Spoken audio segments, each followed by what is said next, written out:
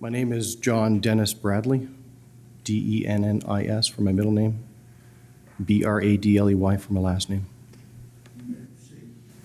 Thank you. Sir, how are you employed? I'm self-employed. In what capacity? I'm the owner of PsyQuest, a software development company. Okay. And how long has that company been in existence?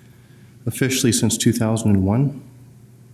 Can you tell us a little bit about your background, education, employment prior to the formation of the company? I'm a former law enforcement officer in Ontario, Canada.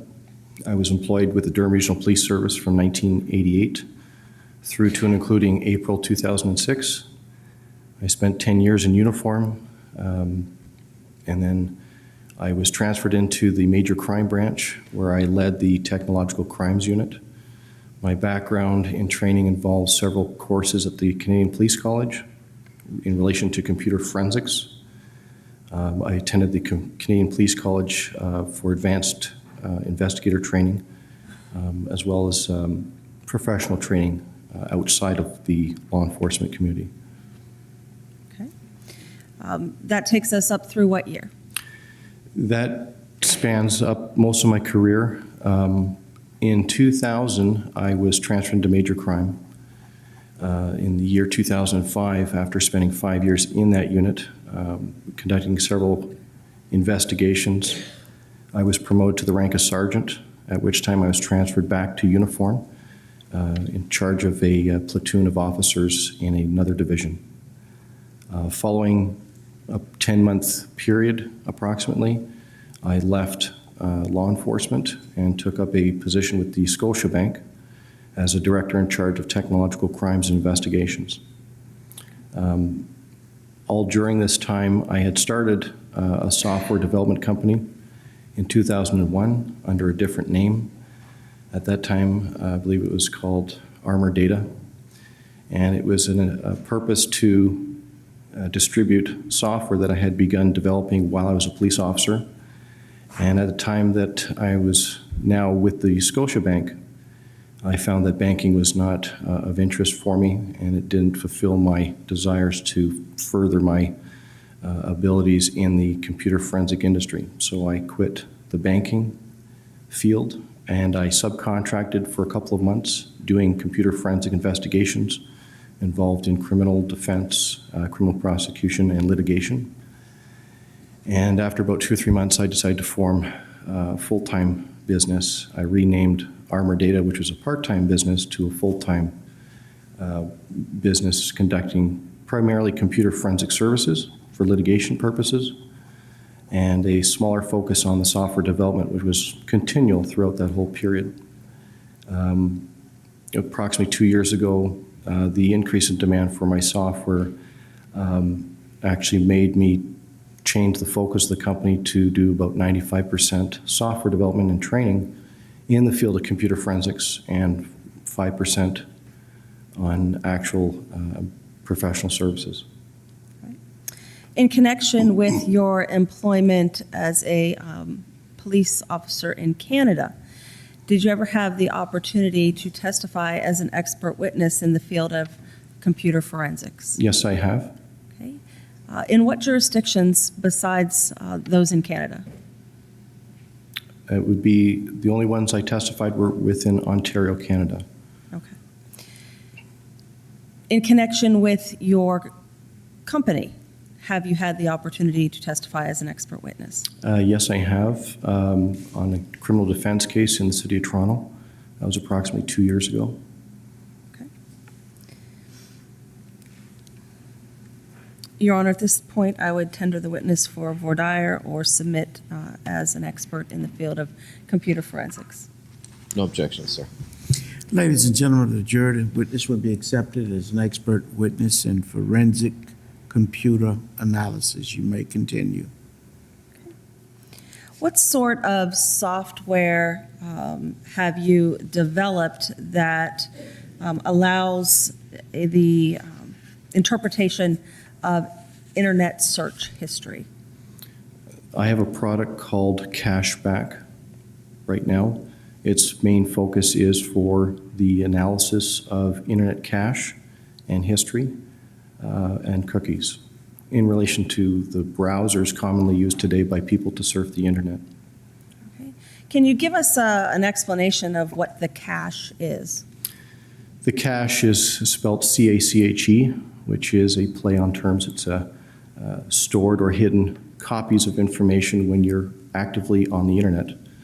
The internet cache is a temporary folder or series of folders, ideally, to store information to make it easier and faster to navigate the internet so that the browser can look to the cache to see if it can fulfill a request much more quickly than having to go back out onto the internet to get that information. The purpose of the software is to extract that information, in many cases decode certain information within those files, and present them in a fashion that an investigator can investigate the actual information and draw opinions, inferences, or conclusions about what has taken place. Okay. Does the cashback program that you've developed compensate for time changes? Yes, it does. A lot of the components or properties within the cache and history are stored in a variety of different time formats, which are generally stored in universal coordinated time, or GMT, and that conversion process has to then account for time zones, particularly where the actual offense took place. So my software does take that into account, and it's a configurable option. Do you do teaching? Yes, I do. Okay. Give us a little bit of background on your teaching experience. While I was still a police officer, I spent 2 years instructing NCASE Advanced Internet Forensics for Guidance Software, a California-based company. I did that for approximately 2 years. I instructed law enforcement, private sector, corporate individuals. After that actually was along the lines of the time I actually left policing to go to the bank. I have developed a forensic course for our local community college, Durham College, and instructed that for 1 semester. I have also developed my own training curriculum for my software. It's called Advanced Internet Forensics. I've instructed several courses over the last 2 years for that to several law enforcement government agencies.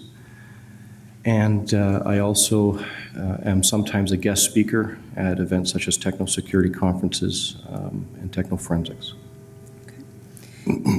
In connection then with your teaching engagements, did you teach the advanced computer forensics regarding your cashback program to members of the Orange County Sheriff's Office sometime in the last 2 years? Yes, I did. December 8th, I believe, to the 10th of 2009. I was in Orlando at the University of Central Florida. They have a special lab there for the U.S. Secret Service, and I was instructing a course at that time. Okay. Did you meet an individual by the name of Kevin Stenger? Yes, I did. Did Sergeant Stenger ask you to take a look at a data file? Yes, he did. Okay. Tell us about the item that he asked you to look at. Sergeant Stenger indicated to me that he had a file on a thumb drive that was part of an investigation. The information in that file was recovered contiguously from a hard drive in relation to a matter. And he explained to me that the Exception. Your Honor, this is an expert witness. He's utilizing information provided as to the history of the file that was given to him in order to evaluate and complete his analysis. He's allowed to rely on hearsay information initially to start that procedure. Objection overruled. sorry, I've forgotten the question now. I think I generally asked you what information was given to you and what you were asked to do with it. He explained to me that what was of interest within this block of data, he explained two things. Number one, the block of data was apparently from a Firefox 2. This is a type of browser, and the 2 being the version number. There are certain characteristics about that that made him come to that conclusion, and he explained that to me. Within the body of the information he recovered, there was some plain text information. And one of the keywords that were of interest to him that he explained to me was of interest was the word chloroform. Now, you said something about contiguous information. Why was that important to you? The importance of information being contiguous relates more importantly to the location on the hard drive where it was recovered. In this case, an area of the hard drive commonly referred to in the forensic industry as unallocated clusters simply means it's a portion of the hard drive that is not being used and is not allocated for use for any file. Information that is deleted ends up in this area of the hard drive and is subject to being overwritten, either sooner than later, sometimes not for a long time. And what was interesting about this information was that the header, the beginning signature of that data block, and the contents within the footer in between was apparently all intact. Why that is important is when you find information in unallocated space, the number of contiguous allocation units, the greater the number, the less likelihood you'll get an intact file. In this case here, a number of clusters had to have been allocated for this file, this data block, and I was impressed to learn that it was all intact. Okay. How was the information actually provided to you? I believe you referenced a thumb drive. That is correct. Okay. Did you examine the contents of the thumb drive? I copied the contents onto my forensic workstation that I had with me at the time, and I believe I returned the thumb drive to him, and I worked from the workstation or the laptop from that point forward. Okay. Were you able to verify the information that was initially provided to you as to what they were looking at when you reviewed the file? Yes, I did. I initially conducted a cursory review to get a visual appreciation as to how the information was organized. And from a visual perspective, taking my time to scroll through the entire file, it appeared to be correct, and I was able to locate a keyword, chloroform, within the body of that information. Okay. Now, you had, in the earlier part of your testimony, referenced the header and the footer that was part of this contiguous bit of information. Was that replicated on the data that you copied? That information was present, yes.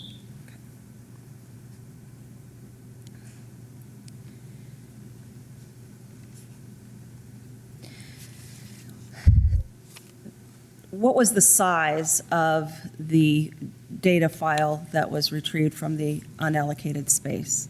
I recall the file being approximately 3.2 megabytes or 3.2 million bytes. A byte would be equivalent to a character. Okay. Were you able to draw any conclusions about the deleted file from its size? The conclusion or my belief at that time was that based on the size of the file and the fact that it was recovered from unallocated space, a level of inactivity in some fashion must have taken place for that information to not have been overwritten. Now, I'll qualify that by saying that other factors come into play about when data in unallocated space is actually overwritten. It varies from the use of the computer by the users or user, the size of the hard drive and the number of applications that are being used and how much disk space is actually currently allocated to the operating system. But based on that information, I was impressed to find that it was actually recoverable. Is there any way, given the information that was provided to you, to tell when that Internet history record was deleted? I can't say when it was deleted. Okay. Do you know if Mozilla Firefox has any automatic deletion of its Internet history once it reaches a certain size or a certain date? The browser will not delete the entire history when it reaches a threshold. That version of the Mozilla Firefox browser did not come with any automated or pre-default privacy mode either. All right. From your answer, can we conclude that the history would have had to have been deleted manually? Yes.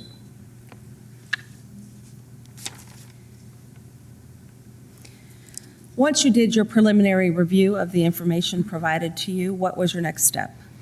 My next step was to, within the development environment of the software I happen to have on my workstation, run it through an enormous number of tests to try and figure out what the issues were that it couldn't be originally parsed or decoded. So over the course of the next 3 days, I actually spent a lot of time looking at it at a very small piece of information at a time to see what were the characters that I needed to deal with to try and decode it.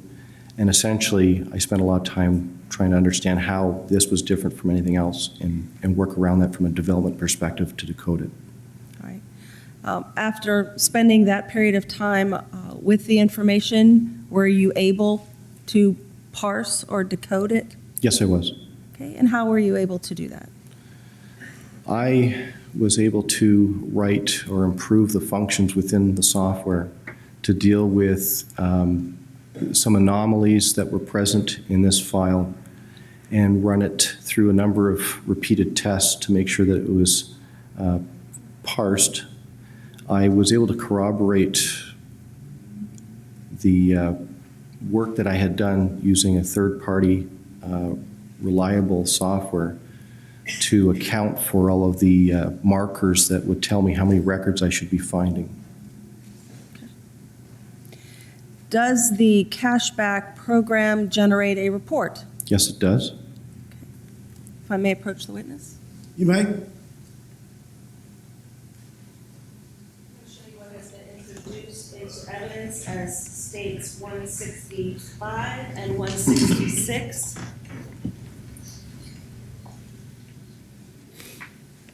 Would you recognize 165 in evidence as a portion of the cashback report filtered for the date of March 17th of 2008?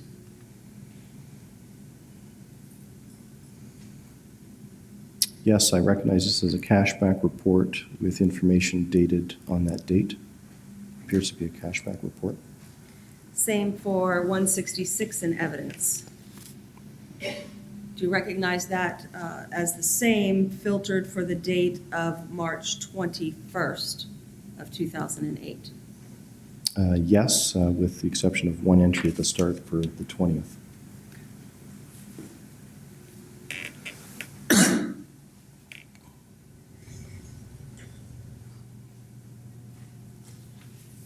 May I publish 165 in evidence to the jury during the witness's testimony? You may. Any objections from the defense? It's being entered into evidence, though, isn't it? I know.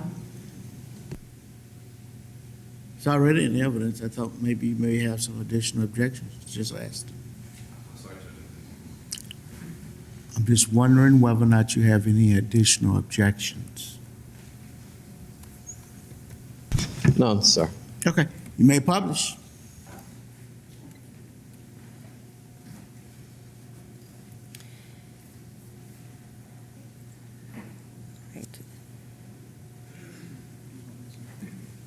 could zoom into the first entry on the report.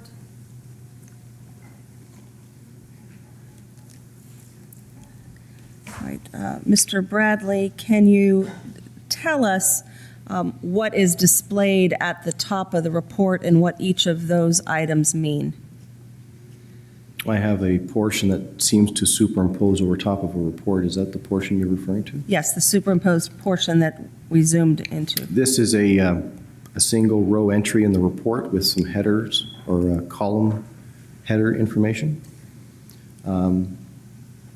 The first column is an index. It's simply a value that numbers all of the results.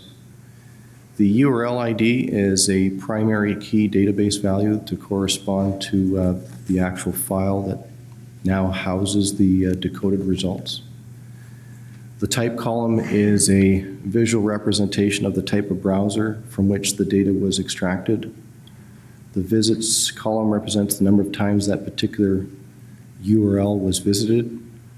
The action date local is the converted timestamp to the local time as to when this URL record was accessed. The user column is in cases of where a user value has been extracted from the cache. Would that be because it was in unallocated space? No, the user value is reserved for Internet Explorer. It is the only browser that actually stores the user profile for the activity. By default here it's Firefox, so it will be blank. The web page title, if there was one associated to the URL, and then the actual URL or universal resource locator or web address, which relates to the record entry. Okay. If we could go to, I believe it's entry 441.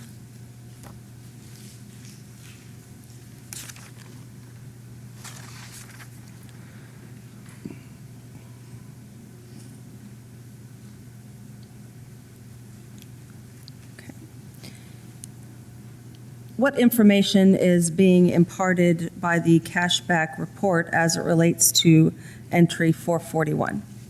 It appears that a web address or a URL, as defined here, http://www.google.com, was accessed on the 17th of March 2008 at 2:43 p.m. and 34 seconds, daylight savings time. All right. This number next to it, 92, what is that indicative of? That's the number of times that particular web address or URL was accessed.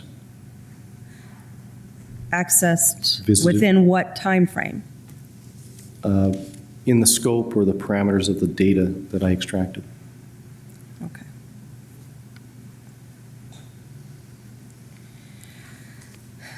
How does Google search work? Google search. Yes, If you arrive at the Google homepage, there's a single text box to input keywords. Depending on how those keywords are entered, will help make your results more accurate, thereby reducing the number of results. By entering your keywords, you simply click on the search button, and the request goes out onto the internet to the google.com server. The parameters or keywords that were typed in are submitted along with your request. The request is fulfilled, and anything relating to the results is then sent back. Okay. Would the result show in the internet history, the result of the search? Yes? It In would- what format? It would create another entry, a line item in the actual history. Okay. Can we see the rest of the page?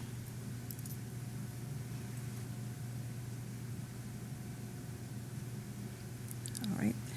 Once that is accessed, the Google website, do the entries after Google is accessed provide us with any information about what search was conducted and when? Yes, it does. Okay. Can you explain to the jury how you can tell that through the use of this report? By referring to the first line entry as an example, I see the term search that follows the google.com domain or URL. The question mark depicts keyword and value pairs that should follow, which are the conditions of the query, the conditions that you were asking to be fulfilled. In this case here, after the question mark, I see the term HLEN, followed by an ampersand. HL represents home language, and EN stands for English. The item that follows is SA equals X. I don't understand in this particular example what that would be off the top of my head. It's delimited by another ampersand, followed by, it's hard to see, I think it's a 0, is spell, looks like OI, and then spell. So the OI would be equal to spell. The following item is RES, and the value is number. And as you follow along, there's an ampersand Q followed by the word chloroform, and then lastly, ampersand spell 1. Okay. So what information does this provide? Some of this information, in fact, a lot of it, is provided by the server when the request is fulfilled. The important part about a Google search is the actual keyword value pair that starts with Q. In this case here, Q represents query, and the value would be chloroform as you see it there. The ampersand spell 1 suggests to me that this was a value presented in the results that said, did you mean or do you want to look for this term instead of what you actually wanted to search for? That item was clicked on, and that produced this result here. Okay. Does the next entry, which is 443, provide any different information to you? Yes, it does. How so? I'm sorry? How so? The first thing that I remark is the exact value of the timestamps. They're identical. The Q condition in this case is chloroform spelled CHLORAFORM as opposed to O, and it does not end in the ampersand spell 1. This suggests to me that that was the first item entered as the keyword, spelt with the A in chloroform, which then produced the results above it. I'm sorry, produce the results? Above it. Okay. All right. When you have entries that are showing as the exact same time, are they shown in some chronological fashion? The report in Cashback will sort first by timestamp and then second on the actual URL. It doesn't necessarily represent the chronology in which the events truly took place. The nature of web browsers and the internet is asynchronous. Therefore, one has to take a second look when the timestamps are the same and try and extrapolate some sense as to what took place. Okay. If the timestamp is different, meaning that there's some distinction as we see with entry 444, which ends in 48 rather than 41, can we conclude that those are in the correct chronological order? Yes. Since the timestamp is different? Yes. Okay. Going then to 444, looking at that entry, can you draw any conclusions as to what that is? This is a URL that has been added in behind the scenes for tracking the user's behavior or activity. In this case here, ad.doubleclick.net is notorious for tracking user activities, more for statistical and advertising purposes. All right. Would that result in a pop-up, or is that just one of those This would cookies? be a background information within the history itself. Okay. Are those inserted at various points in time in the internet history? They are inserted as they occur or as they are requested. Due to the fact that tracking software tends to be taxing, or there is a time issue related to the tracking software sometimes calling home and reporting the information and then coming back. So it's not unusual to see some seconds gone by between different adwares or ad tracking software. In this record from the 17th, do you see several examples of this sort of background information infiltrating, for lack of a better word, the internet search history? Yes, I do. Item number 445, although I'm not familiar with that particular domain, it has the same characteristics of a tracking component to it. If we could go to the next page.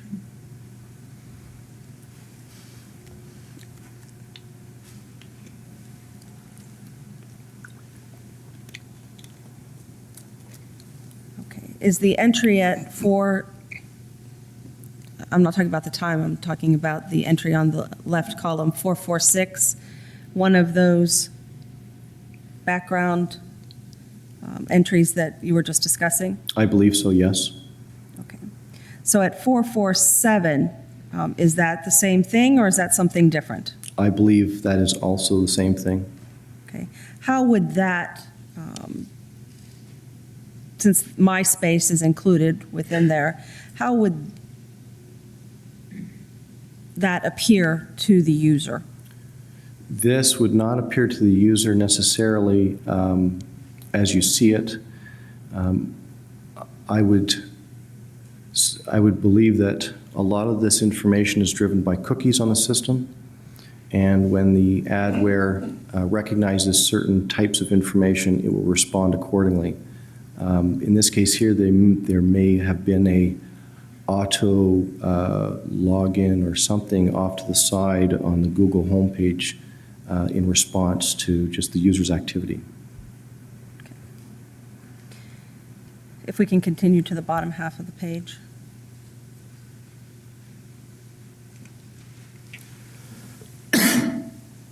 Excuse me. Okay. In entry 456 at the very bottom, on March 17th, 2008, 14:45 hours and 30 seconds. Is that something happening in the background?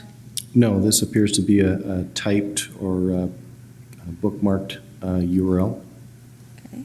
And that is for? Photobucket.com. Okay. Is that the bottom of the page? Okay. Can we go to the next page, please?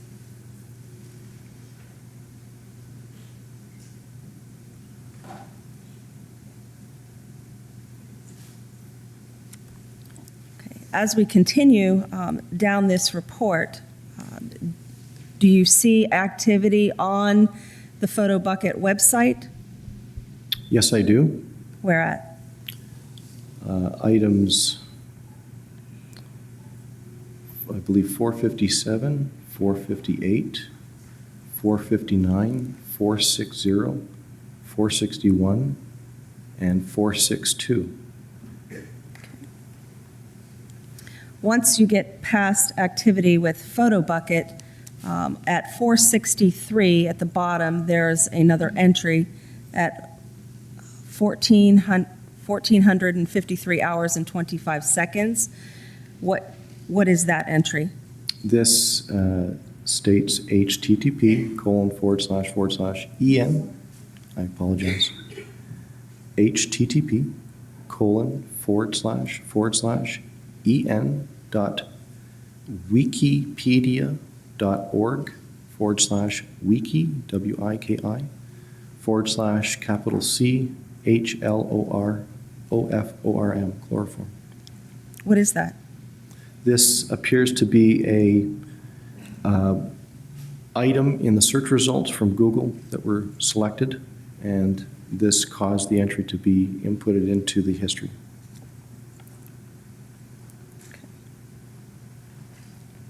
Is that the end of? If we can scroll down on the page, including that entry within the certain. Okay.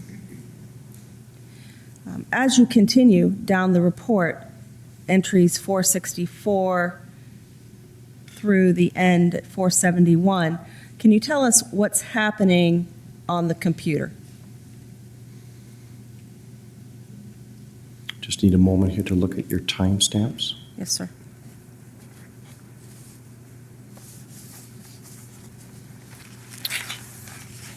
At line item 2, number 464, it appears that another search results ending in alcohol at wikipedia.org was selected at 2:54 p.m. and 26 seconds. And by that process,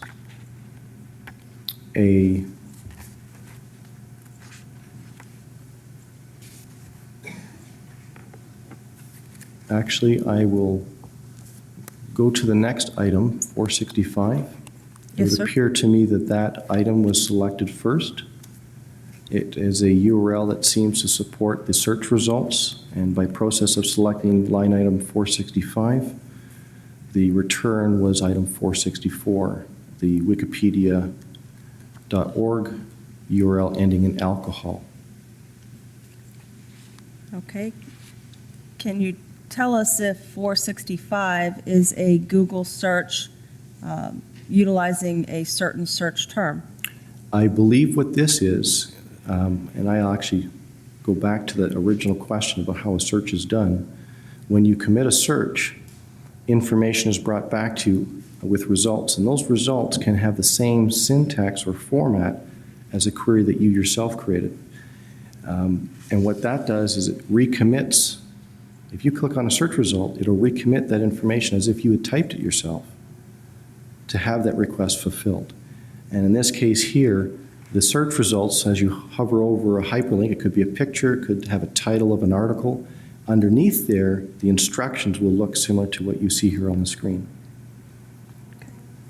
So looking at this history sequentially, can you tell us what the user was doing? Yes, I believe at item 465 was a search result where the query value was alcohol. That returned the value listed in item 464. Can I point on this? There is a annotation device on the screen. If you touch it, it will show up as a colored line.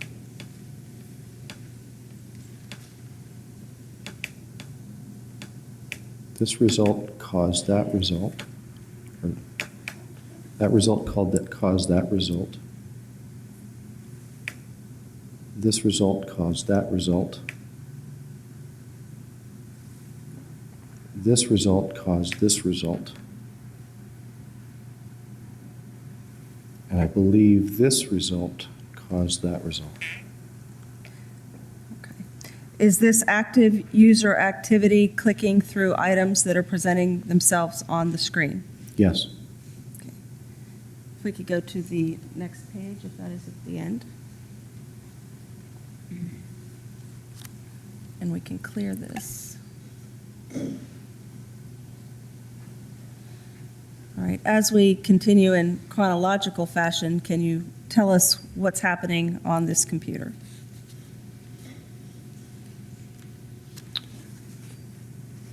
The line item 472 may be another tie-in to the prior page. Yes, sir. Item 473 at 2:57 p.m. and 44 seconds appears to be a separate result that ended in a visit to wikipedia.org ending in inhalation. Similarly, 474 at 2:58 p.m. and 11 seconds, a result at Wikipedia also was created accessing a file called death or value death. And as the chronology continues at 2:58 p.m. and 38 seconds at item 475, again, wikipedia.org, ending in self-defense. Can I draw on this again? Certainly. I believe this caused this result. Line item 476, one of the search results ended in the creation of the page that was displayed at the self-defense URL. When you see in one of these lines where it says search, and then you have terms with plus signs between them, is that of any importance? Excuse me. The plus sign is an encoding that's done automatically, and it replaces a space value. Okay. Would that suggest to you that those are words typed in? No, not necessarily. I Okay. believe what we're looking at here are auto-created links from the original Google search results. And again, by allowing those results to go out, fetch the information, come back, it takes on the same similarities as if someone created the query manually. So you'll see similar syntax with the question mark. Okay. In this case here, self-defense may have been an auto-created keyword based on users who might have typed in similar or related articles or keywords. Okay. As we go down the page, can you tell us what's happening on this computer? Yes, at line item 477, 2:58 p.m. and 58 seconds, a URL from the search results was selected, again, visiting the wikipedia.org website, ending in RBSD. I do not know what that would be. Okay. Line item 478 at 2:59 p.m. and 8 seconds. Again, it's wikipedia.org, ending in hand-to-hand combat. And I believe that would also be a search results link that was selected. Can we get the rest of the page displayed for the witness, including 479? Excuse me.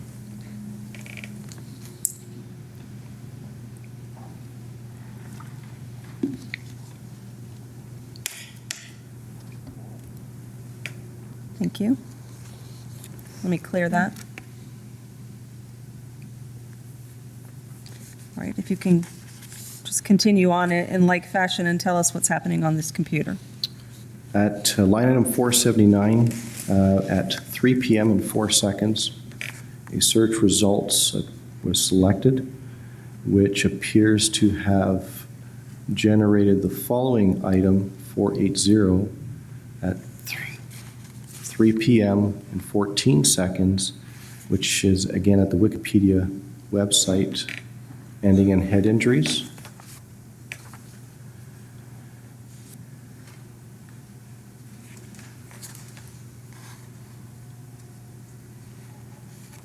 Actually, I got ahead of myself. Can I erase that, please? Hold on. There you go. Thank you. I believe this item here caused that item. 481 appears to have caused 480 to be entered.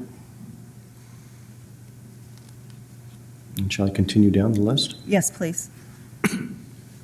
482 at 3 p.m. and 26 seconds appears to be a wikipedia.org URL ending in head_injury. The next item, 483, at 3:02 p.m. and 8 seconds, again at the wikipedia.org website, ending in middle_meningeal artery. Line item 484 at 3:03 p.m. and 54 seconds. Again, wikipedia.org, URL ending in ruptured spleen. And 4:85 at 3:04 p.m. and 28 seconds. Again, wikipedia.org, website URL ending in chest trauma. And then line item 486 at 3:04 p.m. and 56 seconds appears to be a search results listing wikipedia.org with a search term of internal bleeding, which I believe then caused the following line item, 487, at the same timestamp. Can we continue with the display, including 487 within the parameters? Okay, we'll start with 488.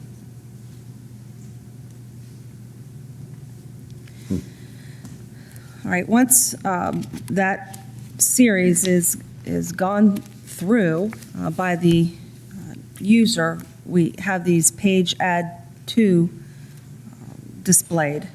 What is that? These appear to be Google Ads or AdWords advertisements of some sort that have found their way into there automatically. Okay. So then as we go down to 490, Excuse me. to the end, are these continuous ad pop-ups, or do we have actual activity on the computer? I would not refer to them as pop-ups. I'm sorry. I would refer them as stuff that has just found their way into the history Okay. automatically. Aside from those entries, then, is there other activity that is going on the screen? Yes, item 490 at 3:05 p.m. and 17 seconds, a link to articleworld.org referencing a item called internal bleeding. Line item 492 at 3:05 p.m. and 47 seconds. Again, the wikipedia.org website referencing a URL item ending in hypovolemia. Okay. Can we display 495 on the next page, I believe, and below?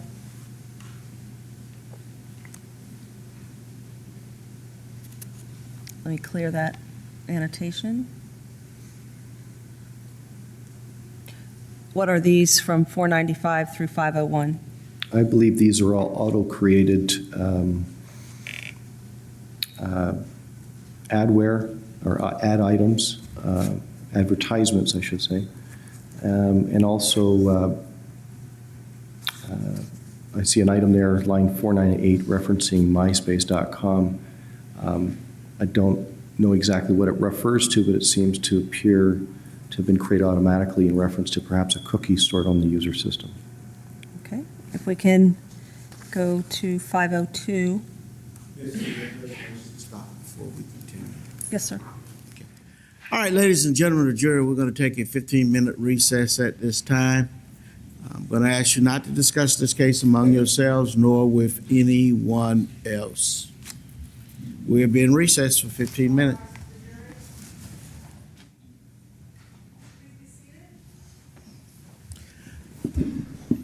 Okay, state recognized presence of jury. Yes, Your Honor. The defense. Yes, sir, we do. Okay, you may continue. All right, Mr. Bradley, I believe that where we left off, we were talking about entry number 502. Perhaps we can go 502, 3, 4, and 5, and if you could tell us what's happening there. Again, these appear to be auto-generated either ad or tracking URLs to the history. If we could display 506 through 510.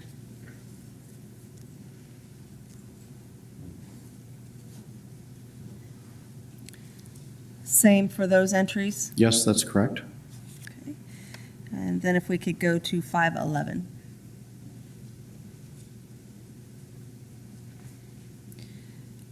Okay.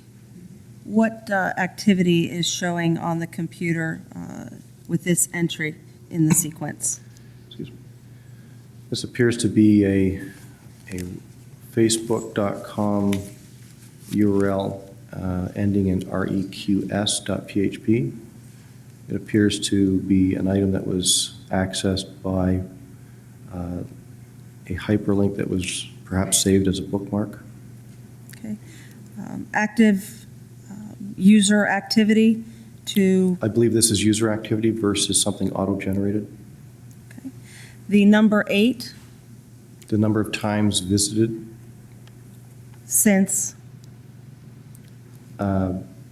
historically up until 1650-44. Actually, I will clarify that. Insofar as the contents of the file that I actually analyzed, there, from that URL, that number of times it was visited is 8. It's basically a counter for that particular entry.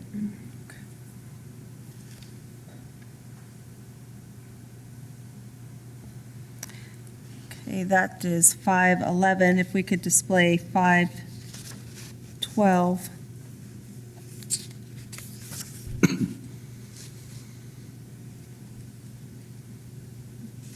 This appears to be some type of auto-generated item. Okay. And I can't explain what it actually refers to, except there's the word view, and I also see the beginning letters MSN right here, and the word view. Okay. Again, this because the syntax or the difficult construct of this item, I would believe that this is auto-generated. If we could display 513 through the end of the page. Would this be auto-generated as well? These two, yes. These two, yes. This one here 515? may have been visited by result of selecting a hyperlink or auto-generated as well. I can't say for sure. Okay. If I could just further that, I just see the words here, read message, and a token value. So I don't know if that is automatically submitted based on a cookie value, but I can't say for sure.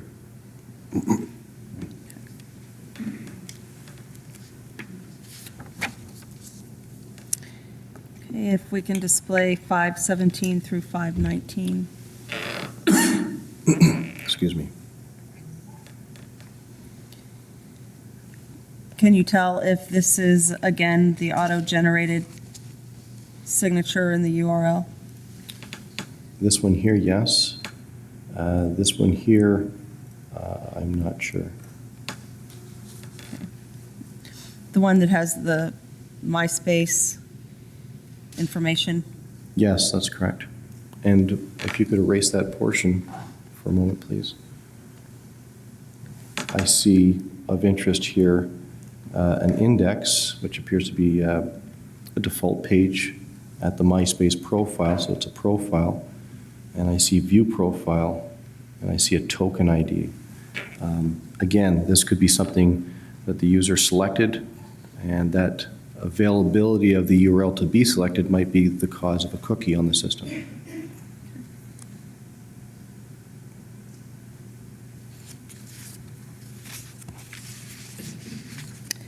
Let's see, that's 519. If we could have 520 through the end of the page. Anything different there than what we've seen earlier?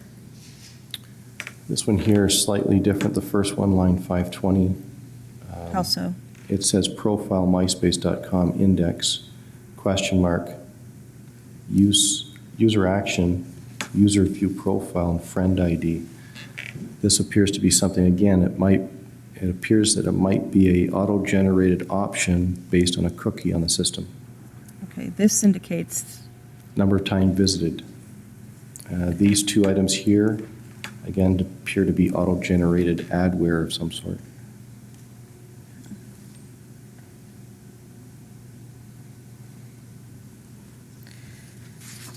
Okay, if we could have 522 through 525.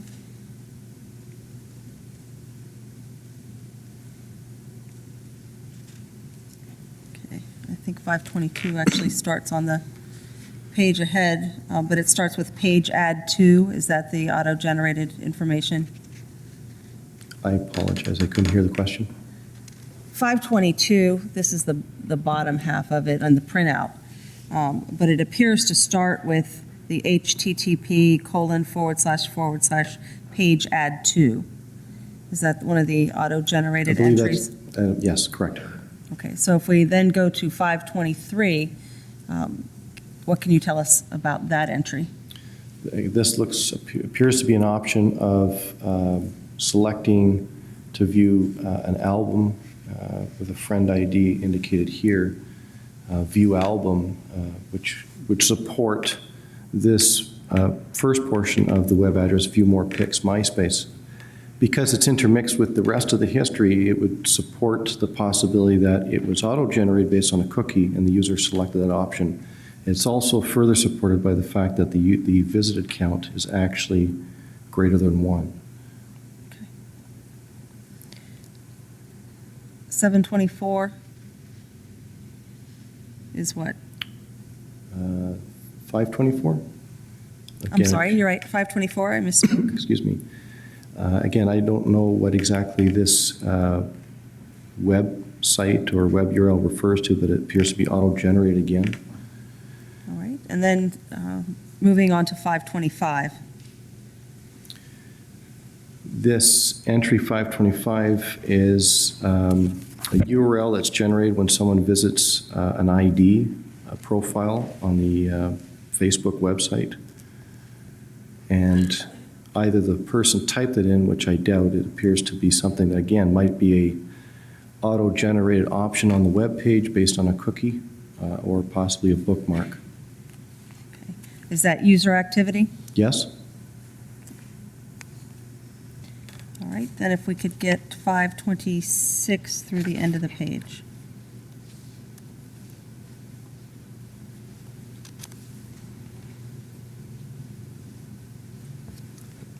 Excuse me.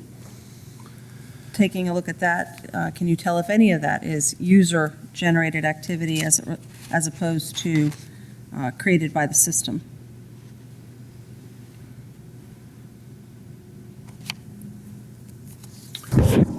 These 4 items here all occurred at the same time. And I would believe that this item here is where it started. And the rest being an asynchronous type response, they were recorded. And this appears to be adware or some type of auto-inserted part of the history. And this one here, it says, first item here says cache traffic, content classmates online. Again, I believe that's some type of auto-inserted item. How about once you get down to the view more pics MySpace reference? Yes, line item 531 has a visit count of 3, and the syntax supports, again, a possible user interaction. Because the construct of the URL is something that's probably auto-generated as an option on the web page, again, based possibly on a cookie or a bookmark.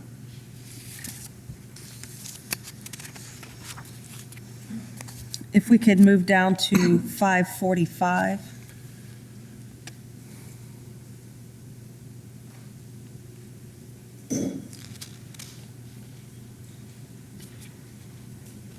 Through 550, if that could be displayed.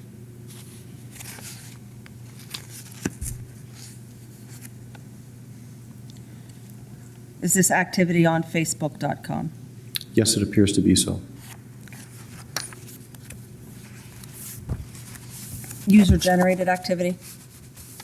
Somebody's sitting at the computer and they're on Facebook. Yes, it appears to be that. All right, I'm going to direct your attention to 166 in evidence, which is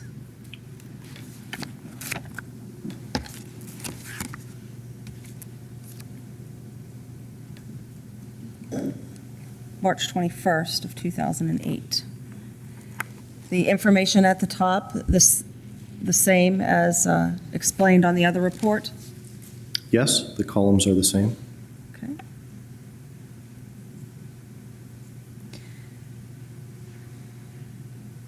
And if we could just display everything from number 1 through number 7, can you see that sufficiently? Yes, thank you. Okay. Now, the first entry is dated 3/20/08. If we could just jump to 3/21/08, and can you give us some indication, I'm sorry, 3/21/08 at 15:16 and 13 seconds. Give us some indication from there, entry number 2 through the bottom, what's happening on this computer. Ending in 13 seconds, is that correct, the timestamp? Yes, entry, index number 2. So these 3 items here have the same timestamp. These appear to be auto-inserted items here. And I believe that this is one of the items that was returned from the Google Chrome search originally. Okay. Now, this is on a different date. Okay? We have moved to 3/21. Is there a Google search on 3/21 that we can see from this history? Not that we can see here, but again, because I'm only dealing with the information presented in front of me without knowing the computer, Yes, sir. it could have been a bookmark, Yes, sir. so it could have gone right to this item. Okay. User-generated activity, Yes? okay, through perhaps a bookmark, like you suggested. Yes. And what is that entry? Can you clarify, please? How does that read, that URL? This one here is www.sci-spot.com/chemistry/chloroform chloroform.htm. Now, the cashback program, does it display these websites live? If the investigator, the person using the software, wanted to click on that item in the report, it would take you to, it would submit that as a request, and hopefully, if it still exists on the internet, it would present itself within the browser. Okay. Would it be the way that website, if it still exists, looks today? Or would it be the way the website would have looked back on March 21st of 2008? It would be whatever it is today, and it's possible that some content is static, such as a dictionary site. Unchanged, you mean? Unchanged, correct. More dynamic sites like a news or a dynamic content website, I would expect that it would be different. Okay. So if you had an Orlando Sentinel link right here or a website, obviously it's going to look different today than it looked in March of 2008. Yes. Entry index numbers 5 through 7. What are those? 5 through 7. Yes, let's start with 5. Excuse me. Pardon me. In order for me to speak to number 5, may I speak to 6 as well? Certainly. These timestamps are the same. And in looking at the URL spelt, the first one here, number 5, the search term is ampersand Q for query how to make chloroform, spelled with an A. And the next item that follows is a similar but not the same URL that says how to make chloroform spelled correctly, and that final value of spell 1 suggests that Item number 5 was committed as a request to Google, and it produced the second item, which was a suggested spelling to the same query. All right, so if I'm understanding you correctly, the user at the time had their Google search engine up, typed in how to make chloroform, Yes? and then hit return or enter or search. Yes. Excuse me. Entry number 7, then, how would that have been generated by the user?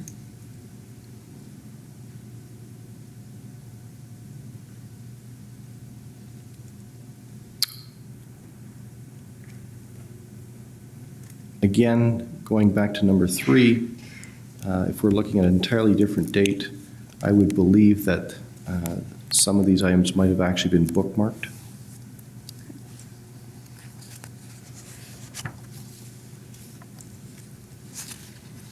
If we could go to 8 through 12 on the next page.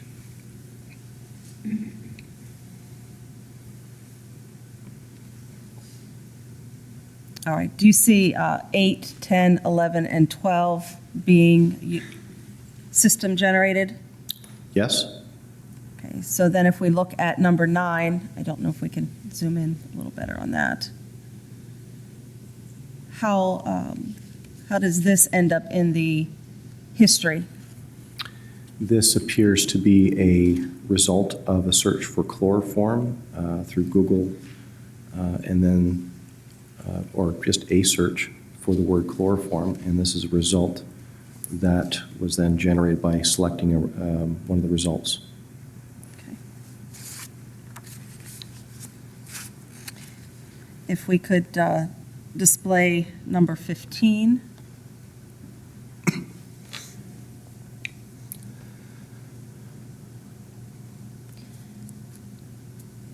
The entry on 3/21/08 at 15:21 hours and 56 seconds, http://www.instructables.com with other information including making plus weapons plus out plus of plus household plus products / how does this item end up in the history? I believe this was selected from some type of search results. By the user, not automatically by the system. That is correct. If we could move to 21, 22, 23.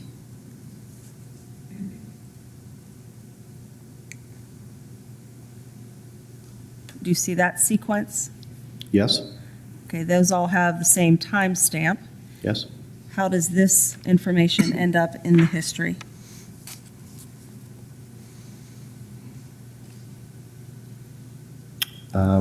Before I answer that question, may I see the item that follows that? Certainly. If we can get them the whole way to the bottom, 8419. Okay, these 3 items have the same timestamp.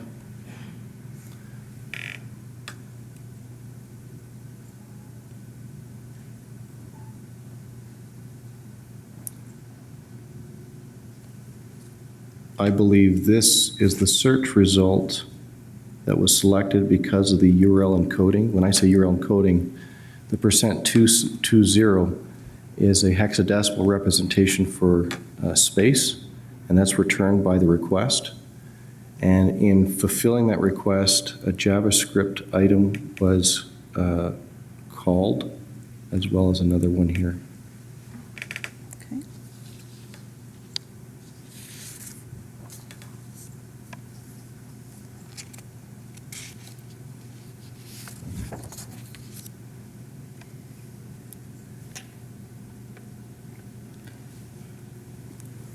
If we could have the next entries displayed.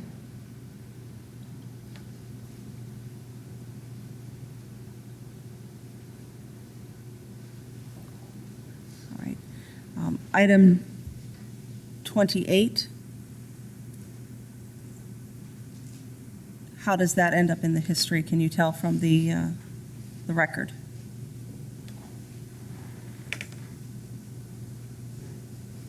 It appears to be something that was selected or bookmarked. Based on the chronology, unless there was a search that is not part of this report, I would suspect it was a bookmark. Okay. Unless the user could have typed it in as well. Right. How about the entries that follow? Can you explain those?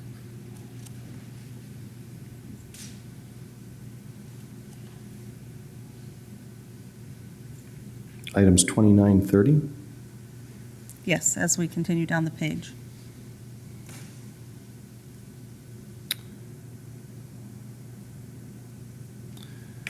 I can't explain exactly how this item here would have returned, only because I am not familiar with what CBox, excuse me, .ws is.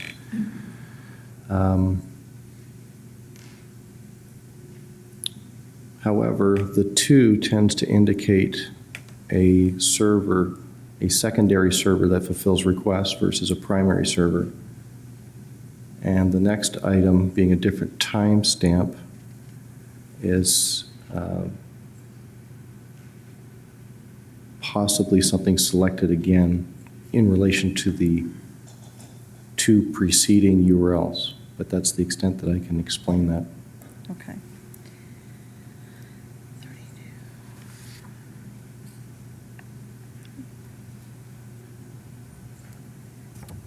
Okay, if we could move to entry 45.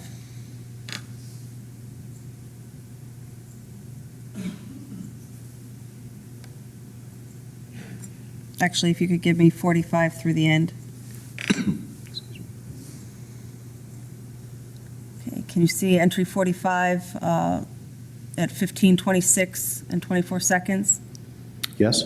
Is that a Google search? Yes, it is. For?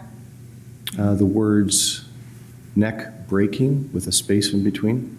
How do you know that? You can tell by the syntax of the statement, the HL keyword has a value of EN for English, the ampersand Q for query, the definition, and the final item button equals G search, and there's no suffix to suggest a spelling suggestion. This appears to be a genuine search. Okay. Entry 47 regarding Wikipedia. Is that related to that search above it in any way? I can't say that it is. Okay, so how does entry 47 end up in the history record? This could be a saved bookmark, or it was manually typed in. Activity by the user. Yes. Is 49, where it references MySpace, activity by the user? I believe so because of the added information in the URL that suggests that a token was submitted or recognized by the system.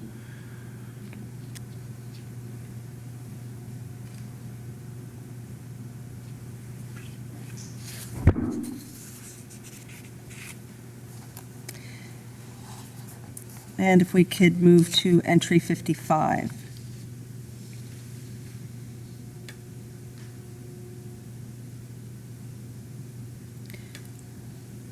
What is represented by this entry?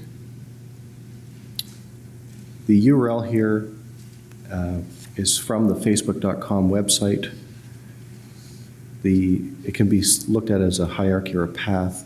It went to a subfolder inbox, and then the request was read message, and there was some information that followed it. Based on the syntax of the T keyword here, the T follows the question mark, and the 100 and the rest of the numbers Based on that length, I'm familiar with the Facebook profile IDs, and that is consistent with a profile ID, possibly. It could also be a transaction.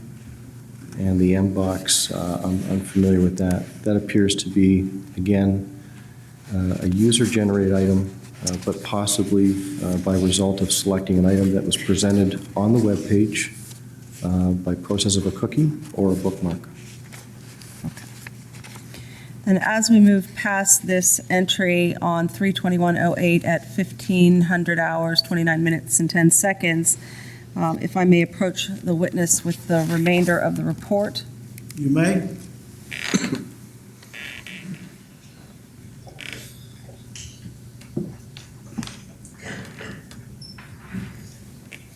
Does that appear to be Facebook activity through the end of the report?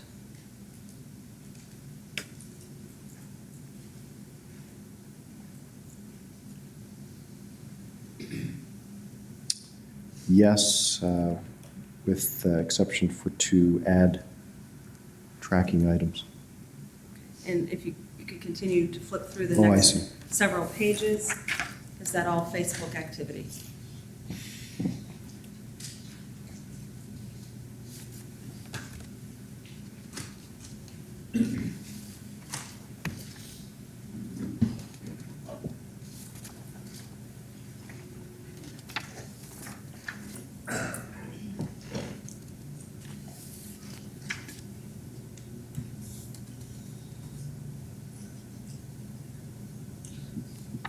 Yes, for all of these that I've put here, page 13, yes.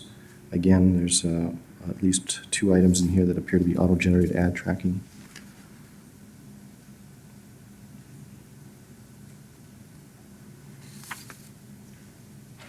What time does the Facebook activity end? Can you tell from that history?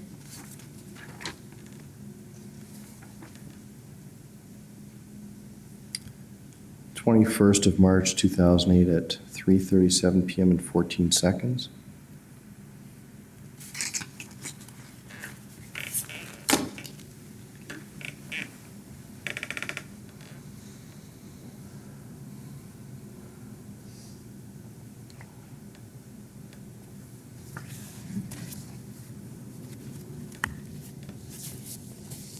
Were you asked to perform any other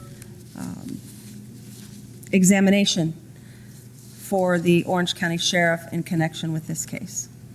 No, not that I recall. Thank you, Your Honor. I have no other questions of the witness. Cross-examination. Excuse me, Your Honor.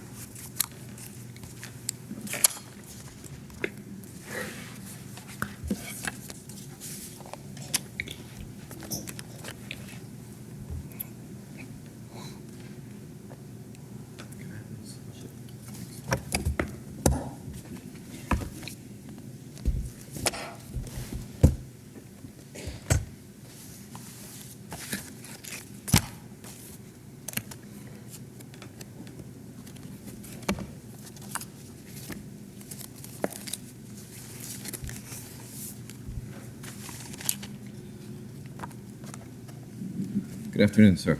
Good afternoon.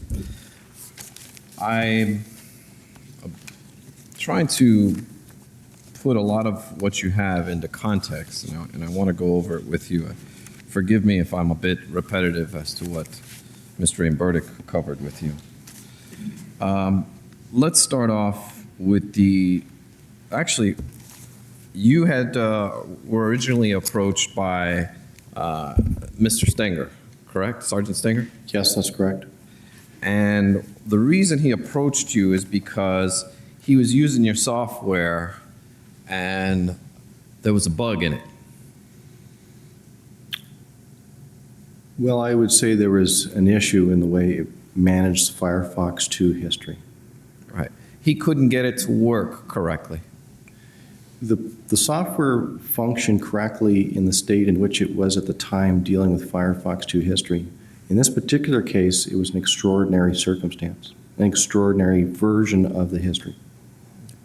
But my question to you, sir, is he approached you because he couldn't get your software to work, correct? He stated he could get it to work so far, and then it would not complete the decoding. That is correct. And then what happened was you were here on a conference and you stayed up pretty much all night trying to fix it? Yes? Okay. And he gave you certain information to try and put all these searches into context, correct? Can you clarify that question? You don't just look at this blindly. You kind of have you get a little information about the case, right? Yes? And then you worked all night and you put something together for him. Took me a few nights. Yeah. A few nights? Yes. Okay. So you went back to Canada. I was instructing a course here for 3 days, and on breaks, lunches, and when I finished class from 5 p.m. till 2 a.m. until 3 a.m. on the Friday before I flew out that morning, I was working on it. Got it. So before you left, you were able to complete these searches for him. Yes. Okay. And then subsequent to that, you were hired for this case. Can I clarify that? I Sure, didn't complete sure. the searches. I completed the decoding. My mistake in the question. You completed your assignment, Yes. and then you were subsequently hired for this case. I wouldn't say I was, well, can you clarify hiring? Okay. You were asked to become a witness, an expert witness in the case. Yes, and while it was explained to me that I didn't have to come from Canada, I agreed to, yeah, of course. So I didn't consider it a contract, or I was asked to come down as a witness, and I happily said yes, of course. Okay. And you did that for free? I'm here today without concern for remuneration, but from my understanding in some discussions that could be addressed afterwards, but it's not my concern. Okay.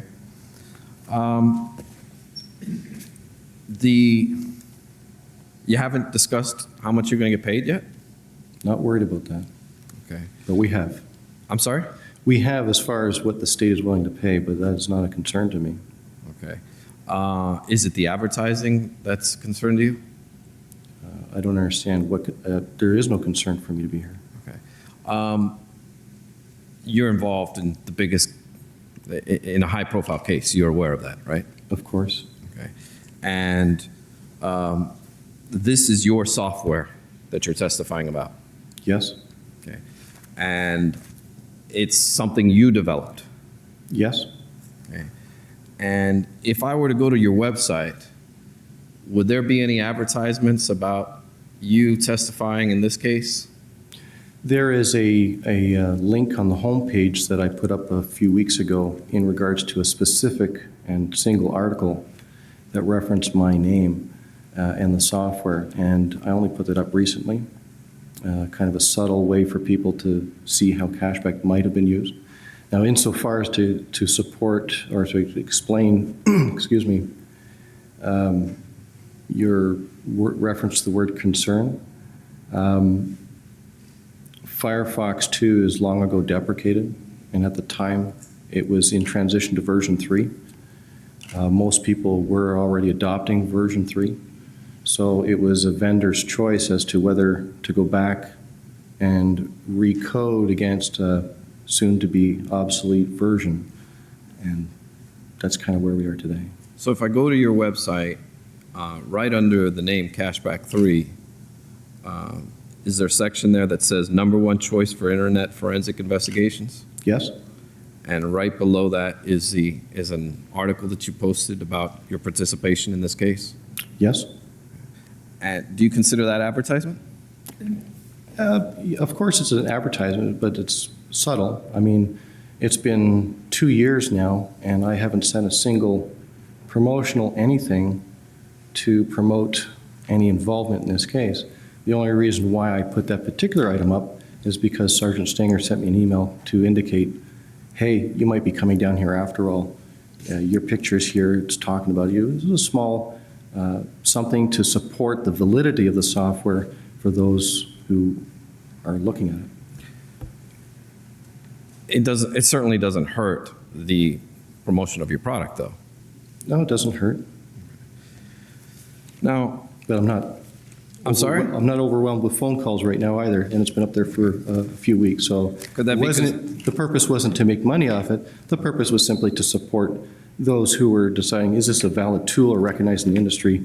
And certainly in this case it was, so it was a small item to put up there. So I was, And that you're the number one choice for forensic investigations. and that terminology's been up there prior to that. Now, sir, in pulling these up, the first search on March 17th of 2008 for chloroform, how long is the user on that website before another website comes up? I'm at a disadvantage. Can I have the information posted up on the Sure. screen, please? May I approach the witness, Your Honor? You may. I'm showing you State's Exhibit 165. Excuse me.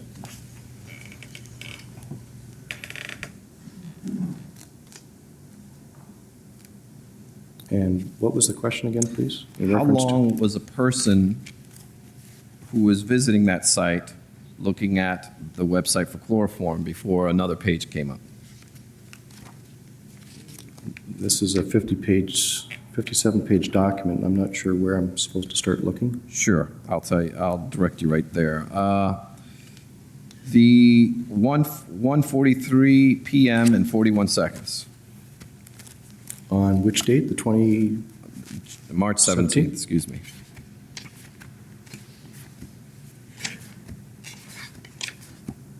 and the time was 4 something? 1:43, 4:30. 41.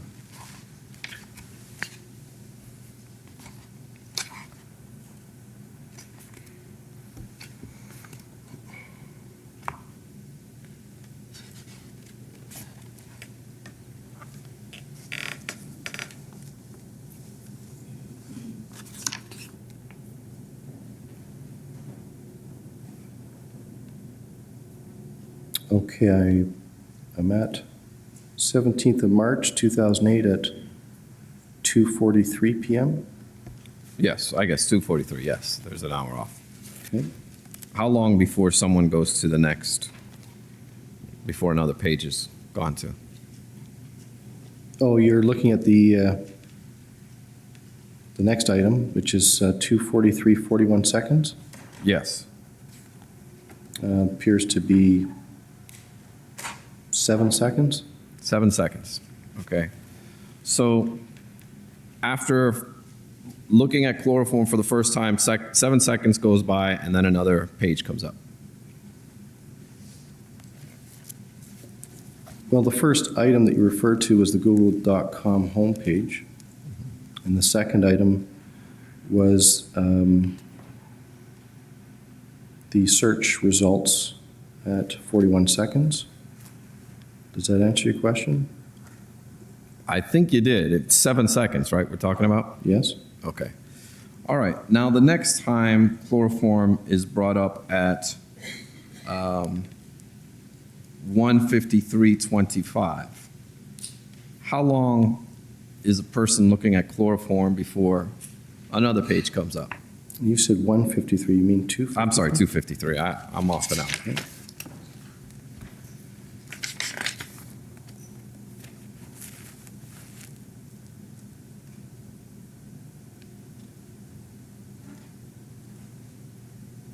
Okay, 2:53:25. Correct, I have a reference to Wikipedia.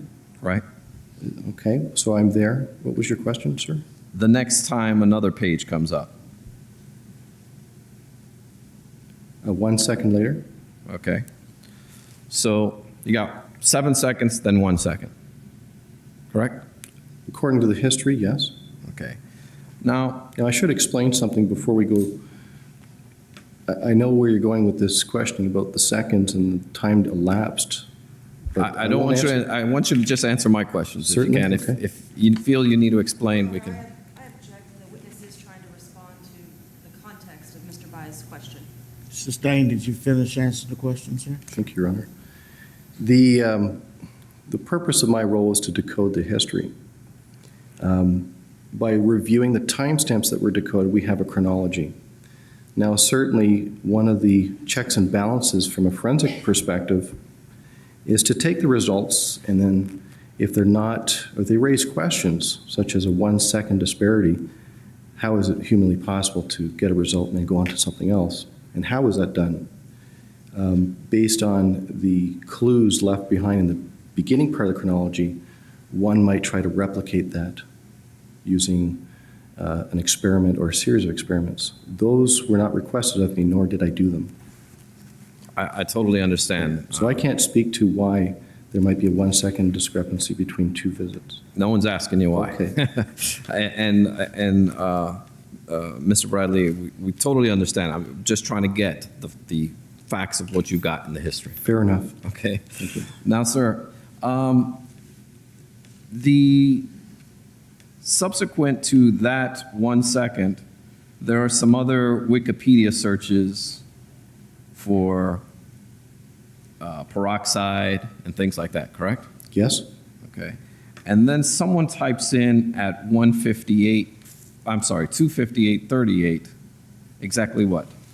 Excuse me. 258:38. Yes.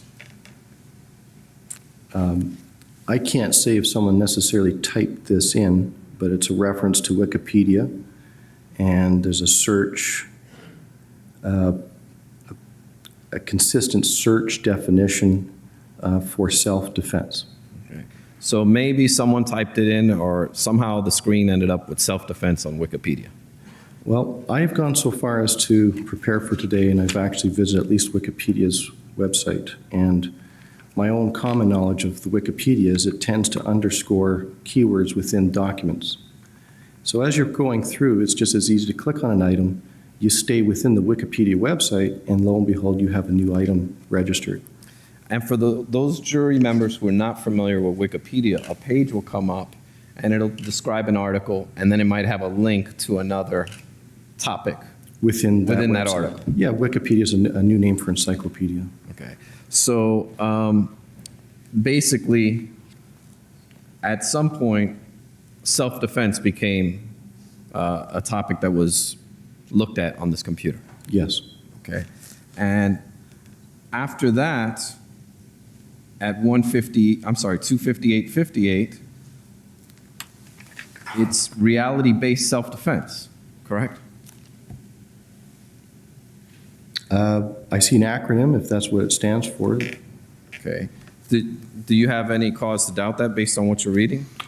I see RBSD at the end of the URL, so I don't know what that represents. Okay. What about the next, at 2:59:08? That would have been 10 seconds later. Yes, that one ends in hand-to-hand combat. Did the investigators inform you that hand-to-hand combat has anything to do with this case? Or No, any sir. relevance? Okay. Then after that, you have at 3 p.m. and 14 seconds, head injuries. Yes, that's correct. The investigators inform you that head injuries had anything to do with this case? No, sir. And then, I guess, what is that? 1 minute later, a minute and a half later, you have middle meningeal, I'm going to butcher this word, meningeal artery. Is that, excuse me, line item 483? Yes. Yes, that's correct. Do you know what that is, sir? No idea. Okay, that makes two of us. Did the investigators tell you that that has anything to do with this case? No, sir.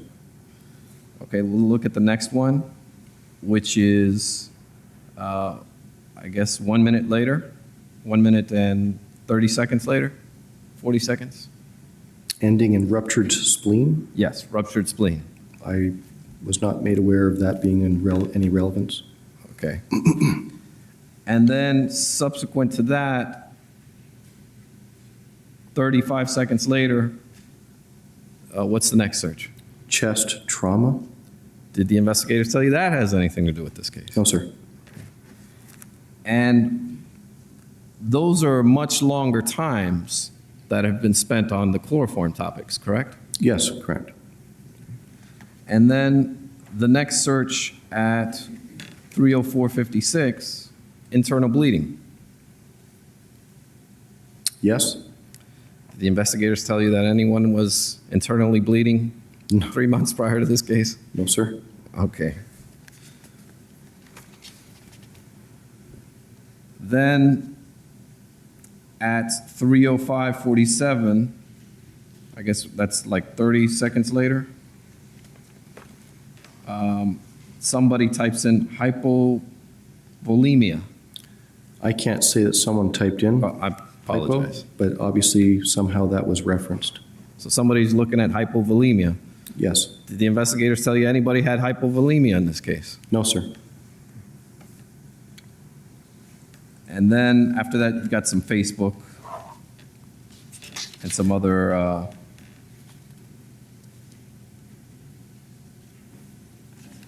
searches that have no relevance, correct? That appears so, yes. Okay.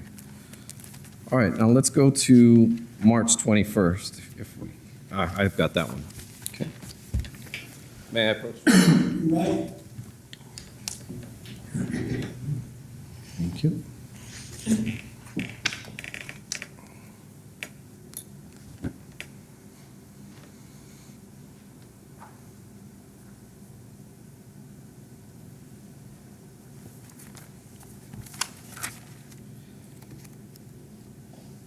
Mr. Brantley, if I could direct your attention to the first chloroform search there.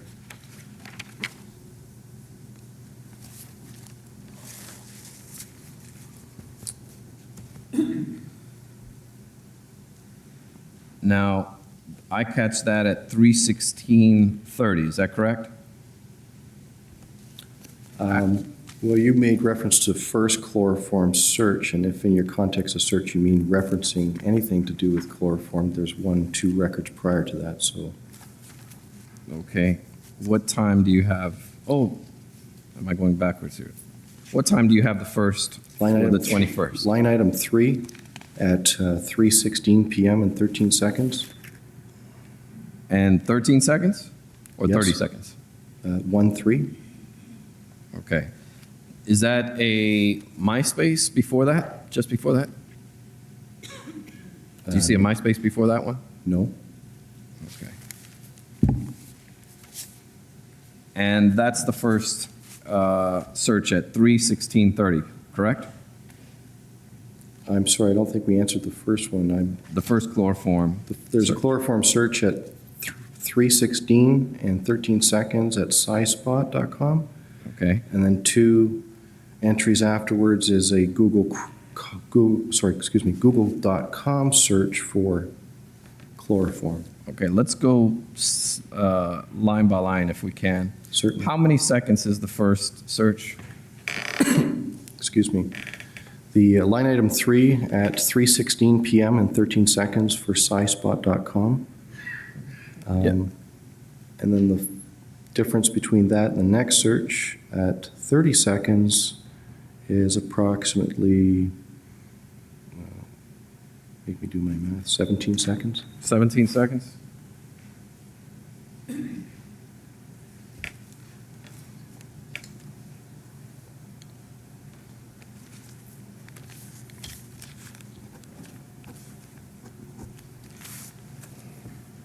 Okay, and then going to the next page.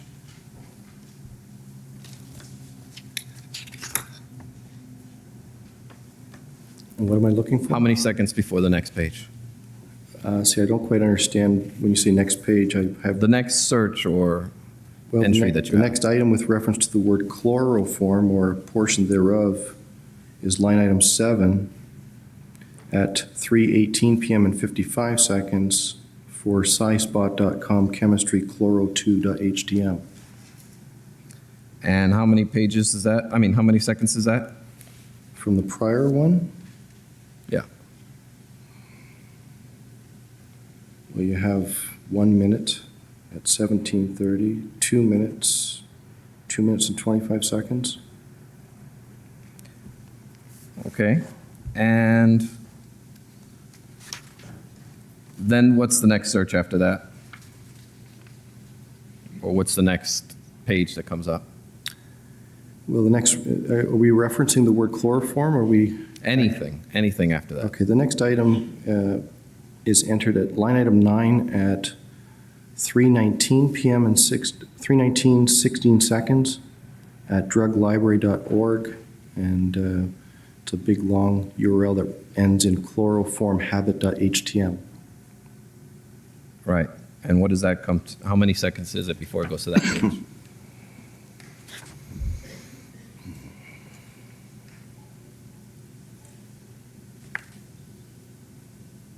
21 seconds.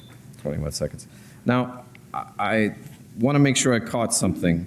When you gave us the 2 minutes and 25 seconds, were there any other pages that came up in between those?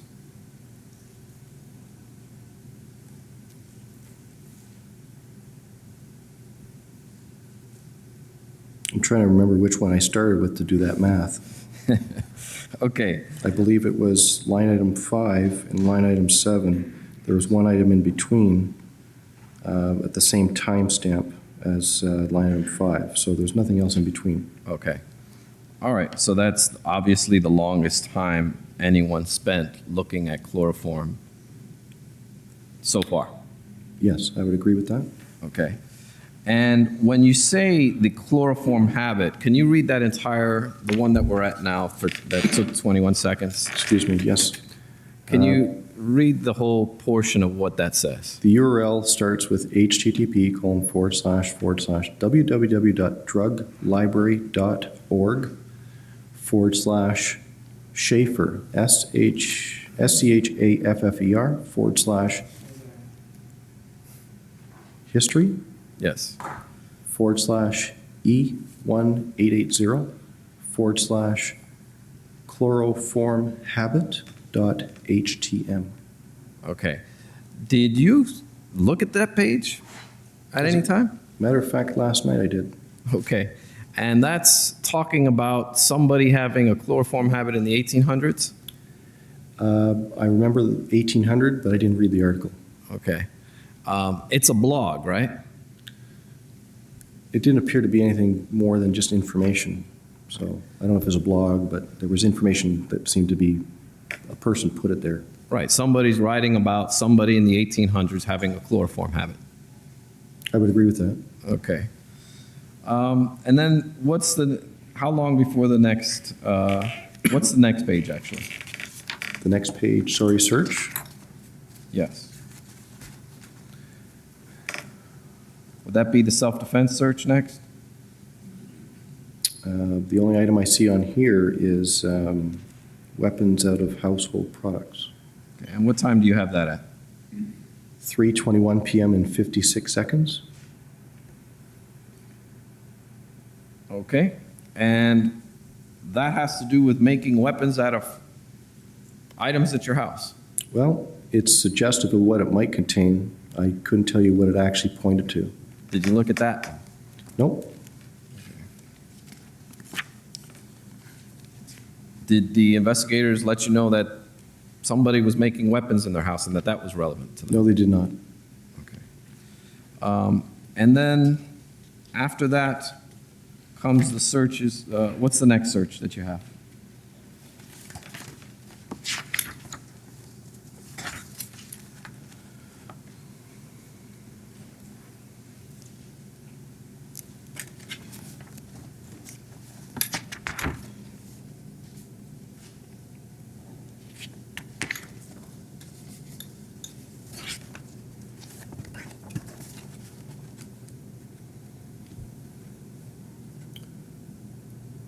Now, you said search, just a search. Yes. What's the next page that comes up? I believe item 45 at 3:26 PM and 24 seconds, a Google search with the terms neck breaking. Now, prior to that, do you have anything on Google books, self-defense for women?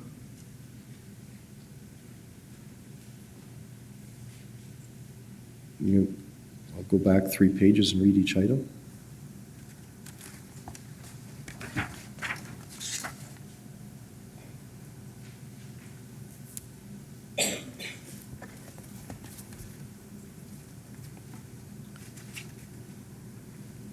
at this point, back to page 3 of the report. I don't see any references to a book, unless you can assist me. That's self-defense for women? Is that a question? Yes, I'm asking. I cannot find anything here with self-defense for women. Did you look that up to see what that was? When you say that, look that That up. specific entry? Again, I'm trying to find the entry to which you're referring to. I'm not able to find anything about a book, Okay. unless you can enlighten me. Sure. What line are you on? I apologize. Sorry, there's a lot of stuff Sure. We left off here, right? I'm actually working my way back to here.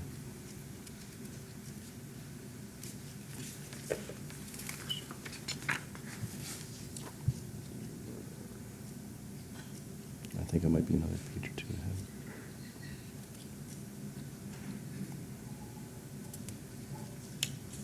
We'll go over these. Because I think it was at 1526, if I wasn't mistaken. And one more page, I think, after that.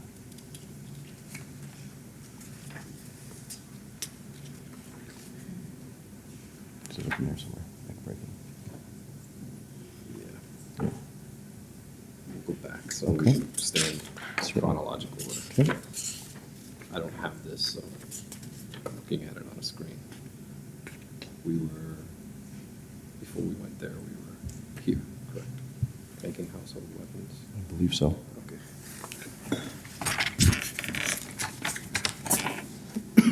Excuse me. Okay. Can you give me that entry that we were at, sir? Certainly. Line item 15 at 3:21 PM and 56 seconds. Making weapons out of household products.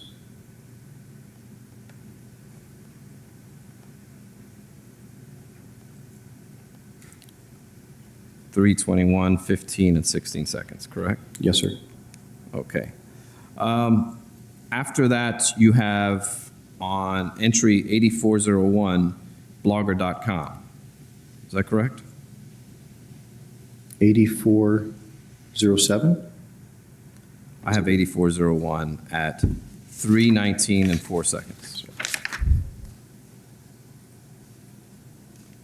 I might believe that we are referencing two different reports. I'm not sure. Okay. I'll just move further along because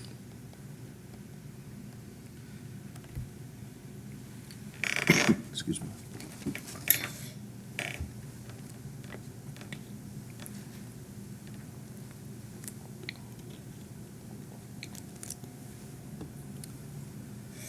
do you see at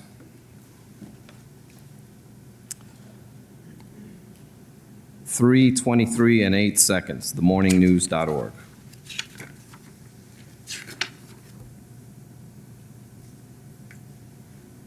Yes, Okay. And what is that exactly? 32308.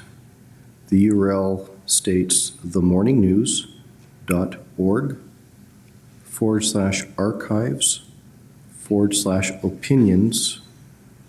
themorningnews.org/archives/opinions/Kevin Fanning's Home Security Basics. So, do you know what that site's about? I have Other no- than home security basics I have no by idea. Kevin Fanning? No, sir. Okay, you didn't take a look at that. That is correct. And then the next one is, It starts with blogger.com. correct.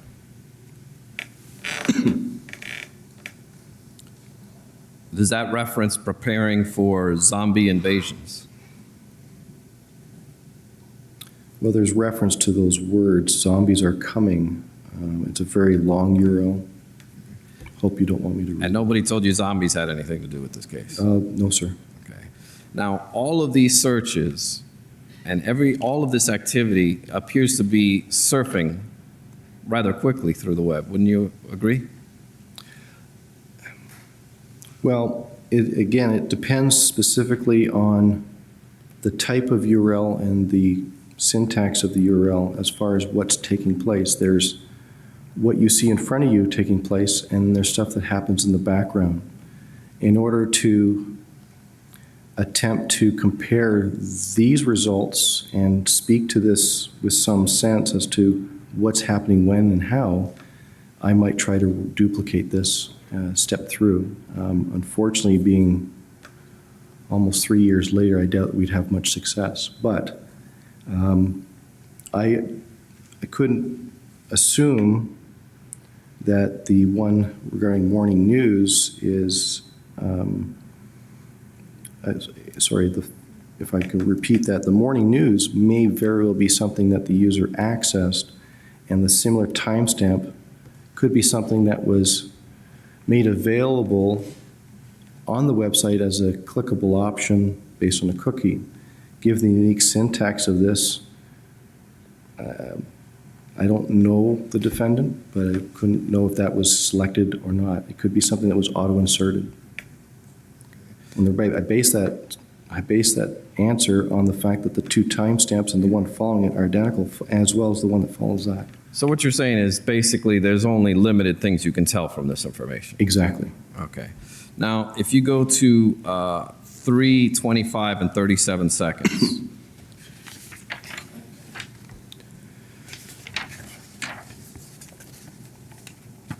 That would take you to funny.com. Funny.co.uk. And that would be funny household weapons. That's how that is completed, that URL, yes. Okay. And then subsequent to that, it looks like there might be some banner ads. Yes? Is that correct? And then you've got the neck breaking at that time. On At 3/26/24. Yes, that's correct. Okay. And how long is someone on that website before or after that query before they click fightingarts.com?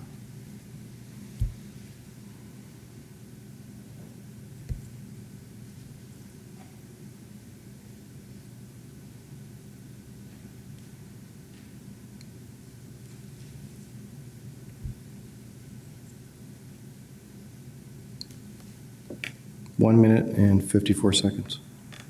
And that's a kung fu website, right? I wouldn't know, I'm sorry. Okay. I can only speculate. Did you look at fightingarts.com? No, sir, I wasn't asked to. And all of these searches revolve around funny household weapons, using household weapons, self-defense, and fighting arts. That's all within the same sitting. Wouldn't you agree? Well, with what we've covered so far, I would agree with that.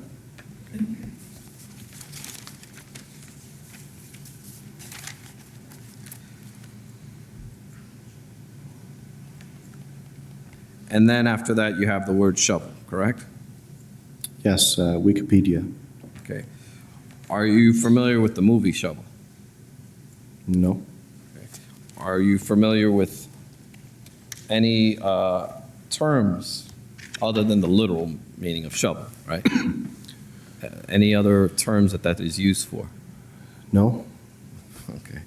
Now, when showing and when talking about all of these, you were hired in 2009? I was not hired. You were consulted in 2009. Yes? And that was only a few months after this case came about, correct? Apparently so. Yeah, well, excuse me. I can tie it up. Overrule at this time. A lot of these websites would have still been active at the time, so you could actually go to the links and give a clearer understanding to the jury exactly what's on these websites, right?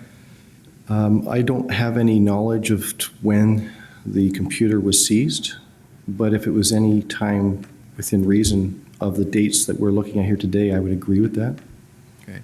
So wouldn't the better evidence be when you're looking at household weapons, funny household weapons, making chloroform and things like that, wouldn't the better evidence be to show a jury the actual page as opposed to a link?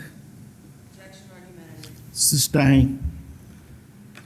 The link only gives you so much information, doesn't it, sir? Yes, correct. And in fact, the link doesn't tell you anything that was on that website. That's correct.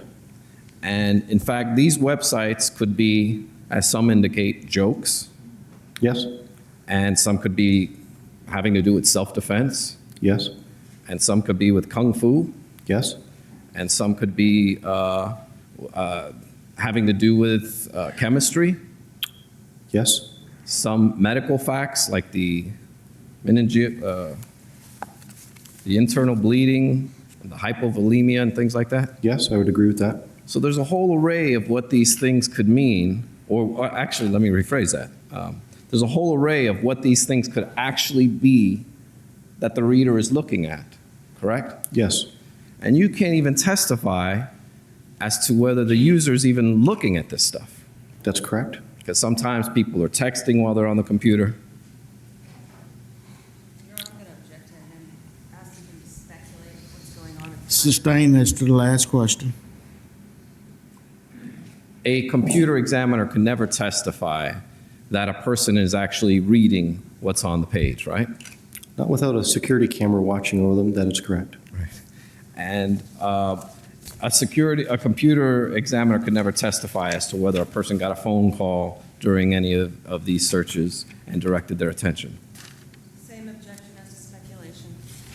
Sustain. At the end of the day, sir, the information that could be gleaned from these is very little without the actual pages. Wouldn't you agree? I think that the information that can be gleaned from here can have great context depending on the circumstances and the information by the person reviewing the information. Let's talk about context for a moment. You have 7 seconds, 1 second, 17 seconds, 2 minutes and 25 seconds, and 21 seconds total for chloroform, correct? Well, those are the times that were seeded in the computer. I can't explain how often, or excuse me, how much time was actually spent reviewing the page. Or before the next page was selected? Yes. Okay. Now, let's also keep in mind that we're talking about Firefox, and I have no knowledge about any other browsers or other programs that may be on the computer. I'm sorry? I have no other knowledge about other other cache or history analysis, other browsers.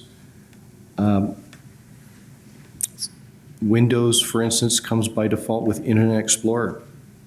Many people in my experience have used more than one browser. We're talking about Firefox all by itself. I understand. So what you're saying is that someone could be, of course, looking at multiple browsers, and that would even lessen the time that we're talking about. Yes, there's many explanations. And we're really talking just a little bit over 3 minutes of time before in total, are we not? Yes, I would agree with that. And you were only given the computer, well, let me ask you this. Excuse me. As far as how many months were you asked to look at as far as the computer's concerned? I was only asked to try and decode it, and in that process, I did my own attempts to validate at a cursory review that everything was at least properly decoded. I went so far as to confirm that chloroform did exist, and in that process, I had other items of interest that came to the forefront. Beyond that, I was not asked to do any continued review or experiments or so forth. So the only dates range that you were looking at is the month of March? Me looking at it in the month of March? Yes. I Or never you looked at weren't that. even given the whole, I didn't look at it in the month of March. okay. I looked at the data, December 2009, and in preparation for my testimony this week, I have since reviewed what I disclosed to the Orange County Sheriff's Office through Sergeant Stanger So you weren't even given the full month of March as to all of the computer activity to look at? That is correct. All I have is what I worked with. Okay. And so you can't even testify to this jury, out of this 3 minutes, how much time was actually used on that computer on the internet? That is correct. So if there's 50 hours or 250 hours, you can't really put into context how much that 3 minutes is in relation to how often not only one user, but multiple users were on the internet. I think that is incorrect. I think what the history represents is a chronology of events that took place with the Firefox browser, period. Some items appear to be definitively a user-generated action. Some appear to be stuff that's happened in the background. To that extent, I can't disagree that this did not happen. Beyond that, I can't say how much time was spent using Firefox to look at an item any more than I can say whether other evidence exists in the case that I have not been privy to.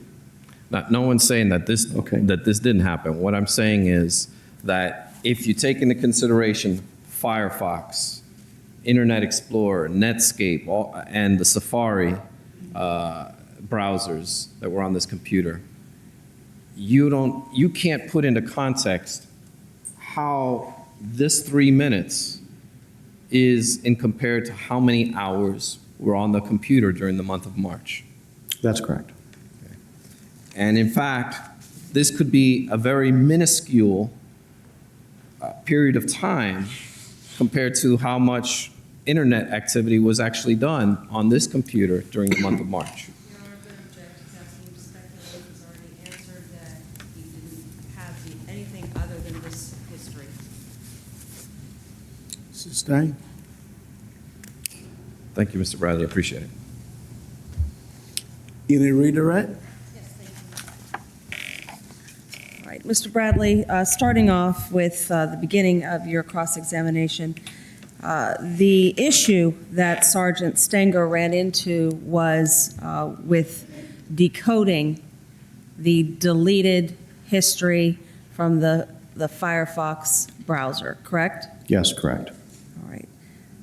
Why was he unable to complete that decoding, in your opinion?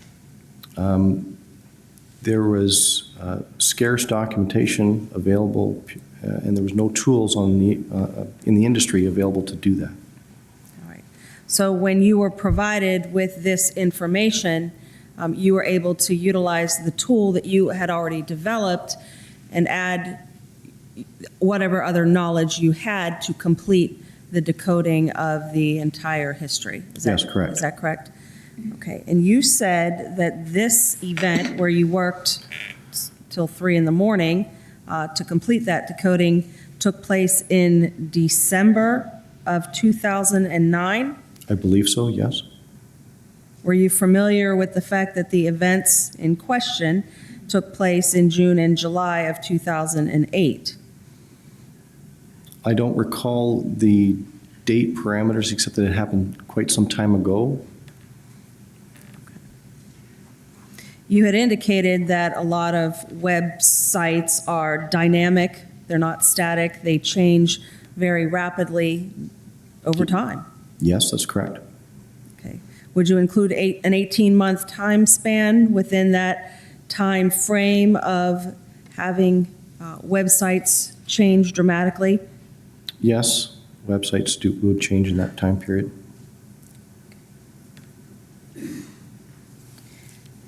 Now, when Mr. Baez was going through the amount of time spent at each site, 7 seconds may be all it takes to type the word chloroform into the Google search engine. Well, yes, that's possible, but I think in the context of Mr. Baez's suggestion, the search had already been committed and the results were 7 seconds later. Okay. So you type in the word, you hit search, and then it returns a result within a certain brief period of time. Yes, correct. And you have options, do you not, whenever you put a search term into Google? Yes, Okay, and then the user selects options based on what Google returns. that's correct. Would it be fair to characterize this block of history, of internet history, as surfing the web for information about weapons and chloroform, how to make chloroform, those types of things? Yes, And when someone types in to a search engine how to make chloroform, maybe they're trying to figure out how to make chloroform. Objection, Judge. Calls for speculation and leading. Sustain. excuse me.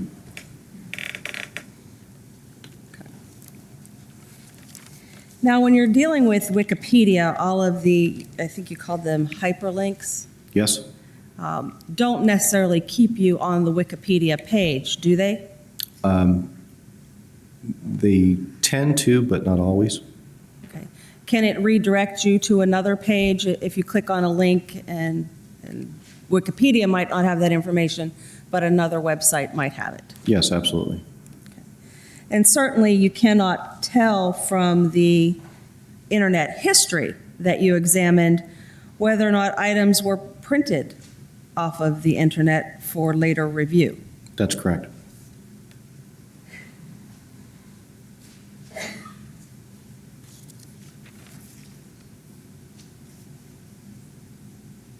Can the content of any of the websites be derived from the internet history data that you discovered? Can you rephrase or repeat the question, please? There was some inquiry about what was actually displayed on the website at the time the search was made. Right. And you said the passage of time affects how that appears, Yes, how the website would appear. Can you tell from the internet history exactly what would have appeared on the website when you're looking at that history 18 months later? no, I cannot.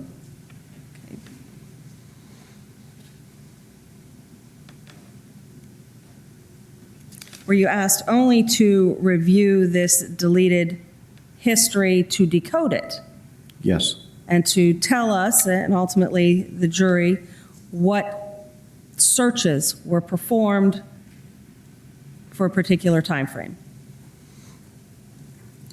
yes, but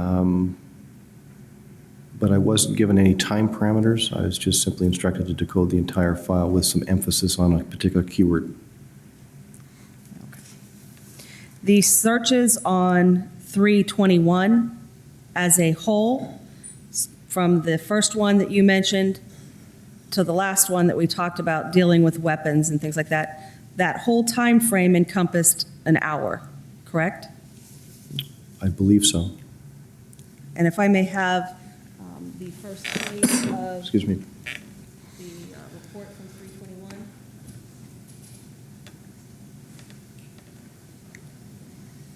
Entry number 3, the www.scispot.com chemistry/chloroform. How many times was that site visited? According to the history, 84 times. Thank you, that's all I have, Your Honor. Brief cross as to those issues and those issues alone.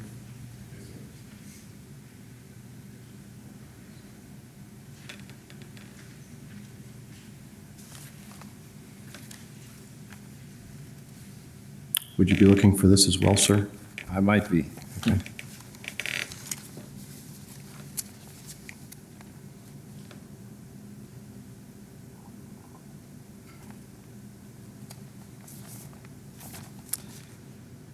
May I approach the witness, Your Honor? You may. Excuse me. I'd like to show you your, actually, is that that's a copy of a report you submitted in this case, sir?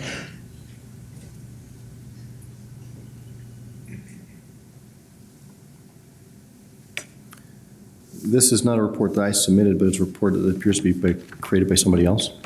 Okay. And the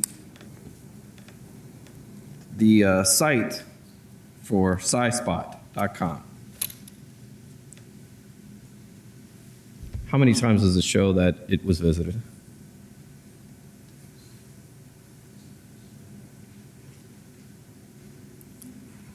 Could you assist me, please, in locating this? Your Honor, I'm going to object if he's asking him to testify off of somebody else's report. Is that somebody else's report, sir, or is that your report? It appears to be someone else's, Your Honor. Objection sustained. May I get that? Certainly. Does this appear to be a cashback report? Yes, sir. And there are only one visit to PsySpot.com, isn't it correct?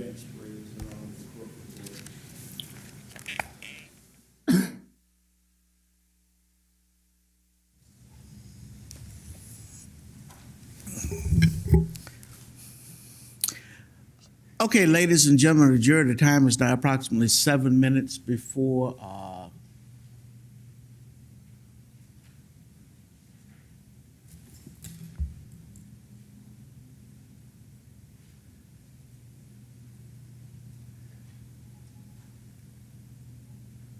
Is Sergeant Stinger still in the building?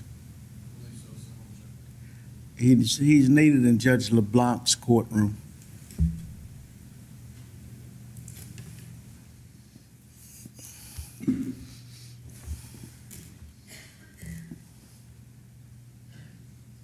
Verify if he's still in the building, please. Okay, ladies and gentlemen of the jury, the time is now approximately 7 minutes to the hour 5. We will recess for the evening. I'm going to ask that you not to discuss this case among yourselves, nor with anyone else. Any additional instructions on behalf of the state or the defense? Nothing from the defense, thank you.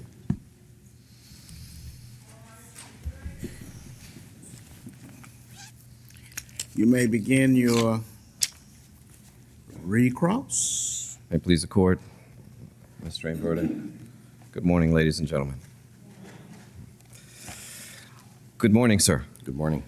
Mr. Bradley, we left off yesterday discussing the internet history that you were researching, and I want to kind of catch up so I could pick up where Mr. Verdict left off. Now, you had testified that you had the headers and footers of the entire history. Is that correct? Yes, sir. And what that means for us non-computer people is that you believe you captured the whole thing. Yes, correct.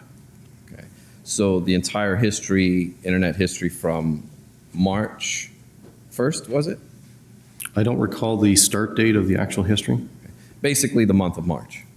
I believe I recall mostly March being part of that. Okay. And you were asked to do this because Orange County had run a net analysis. Objection outside of scope. Redirect. I don't believe it's outside the scope, Judge. Overrule at this point.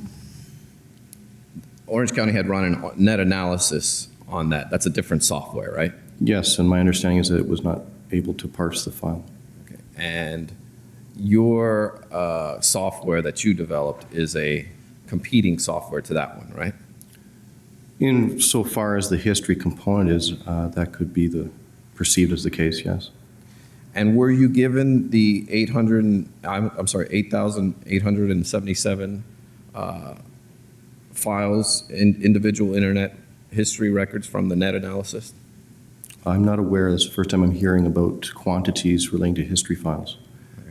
I But only you were dealt- given, I'm sorry, I didn't mean to cut I you was off. only provided one file, which was the deleted Firefox 2 history. Okay. And you were only able to find 8,557. Is that correct? If that's the number you have, I'm not going to disagree with it. Okay. Do you have your report? I want to make sure we're all I do not have a report here with me. Okay. If I showed you a copy of your report, would that help you refresh your recollection? I believe so. Is it May I- authored by me? May I approach the witness, Your Honor?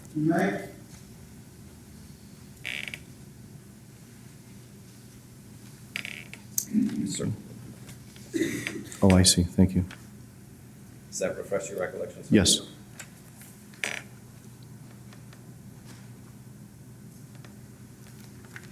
Now, yesterday, when you mentioned the 84 visits to the SciSpot.com, you don't have 84 URLs in your internet history, do you, sir? that's correct.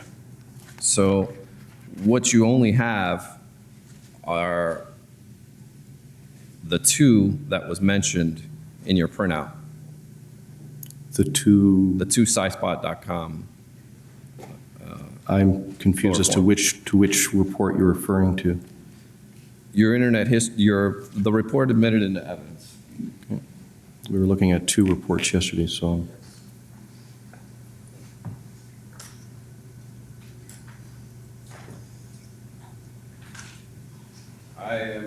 If I may approach the witness, Your Honor, I'd like to show him state's evidence 166. You may. I'm showing you, sir, the report for March 21st. first, and this report was created by someone else on June 3rd. I agree that it is a report by my software, but I did not create that report. So you didn't perform this report at all? That's correct. And you can't make any representations as to the validity of a report that you did not prepare. That would be correct. I can only speak to so far as what the format appears. I recognize the report format. And as far as what you saw in this internet history, all that you have testified to, or all that you can testify to, are the actual URL links that you have viewed as a result of the work you did, That's correct. which do not include 84 hits to the SciSpot for chloroform, which do not include 84 URL visits to the SciSpot.com. I should explain that a history keeps track of how many times you visit in the form of a counter. You would not expect to find 84 separate instances of a URL or web record. Each record maintains its own counter. Does that answer the question? But you would see if it was visited on March 2nd, correct? It only maintains the last visited timestamp. So there could be a number of times a particular website was visited, and it only maintains the last time it was visited and increments the counter for each time it's visited.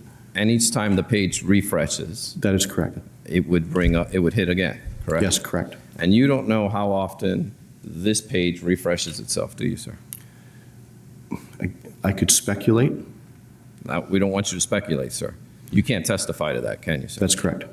And that would, of course, depend on the page itself and what is set up by the website, correct? That is correct. Now,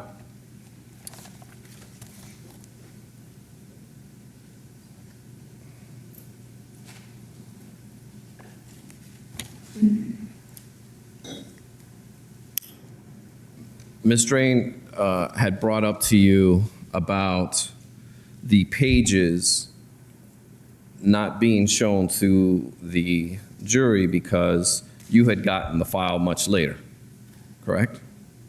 When you refer to files, can you clarify? The internet history files, you were brought in 9 months later. Yes, insofar as what they represented, that's correct. But you're aware that Ms. Anthony voluntarily gave her computer on July 16, 2008, are you not, sir?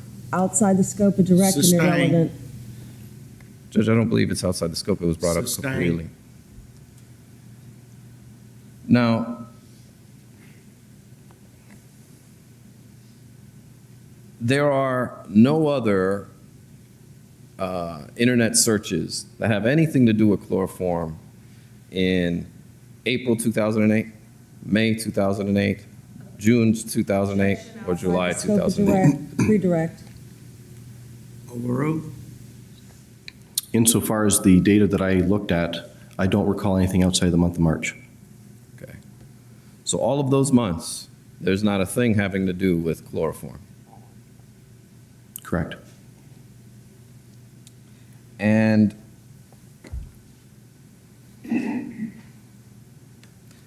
Ms. Drain Burdick had also mentioned that there is nothing preventing, well, let me rephrase that. Ms. Drain had mentioned to you about printing out pages. Do you recall that line of questioning? I do recall the question.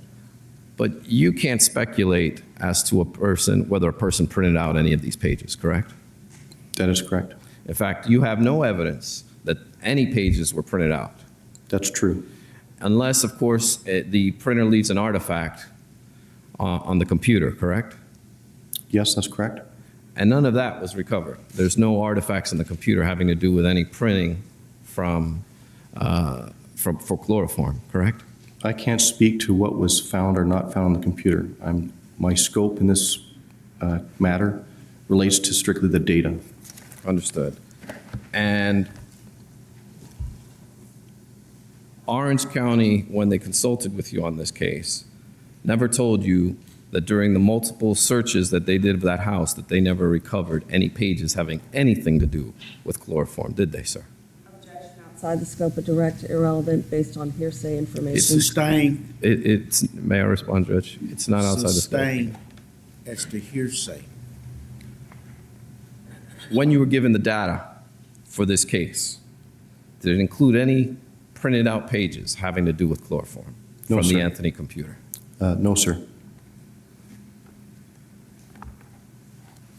And as part of the file that you were given, or that you're aware of, there are no pages of having to do with anything to do with chloroform, are there, sir? Well, this is a history file, so I wouldn't expect something tangible to relate to data. In this case here, I only had a historical record of what transpired. I'm referring to any materials given to you by law enforcement. That's correct. I had no other information but the data file. Okay. Thank you very much, sir.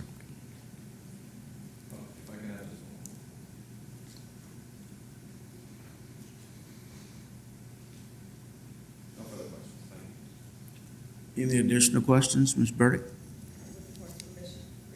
You may. Mr. Bradley, the data file that you were given encompassed a period of time from March 6th through March 21st, correct? Yes, And that's all that you were asked to look at? that is correct. Okay. On the issue of the tabs, will the counter only refresh if the tab is active, meaning that it's being viewed or it's open on the computer? There are a couple of things that impact how a page is refreshed. Number one is there's something within the actual file or the page. There's sometimes code written inside that will say, please refresh me. For the most part, a page is not refreshed unless the user deliberately asks it to be refreshed. And as far as the time sequences that were just alluded to, if somebody is on the computer and the tab is active, even if another window is open, will the internet history show the next window and then the one tab will remain active? Yes, that's correct. You can visit a page on the internet on one tab, and if you select a hyperlink or an option on that page, in Firefox 2, it will default to a new tab while keeping the other tab open until such time that it is actually closed. So any succession on the internet history does not necessarily mean that the first tab was closed and a new tab opened. That is correct. Thank you. As long as it deals with those areas, tabs. The site that we're talking about is a blog, is it not, sir? I don't know what site we're talking about. The one that Ms. Jane Burdick had just mentioned about the SciSpot. Don't object outside the scope of the governance. Read. I don't believe so, Judge. Sustained. Anyone can write a blog, can't they, sir? Sustained. No further questions. May the witness be excused.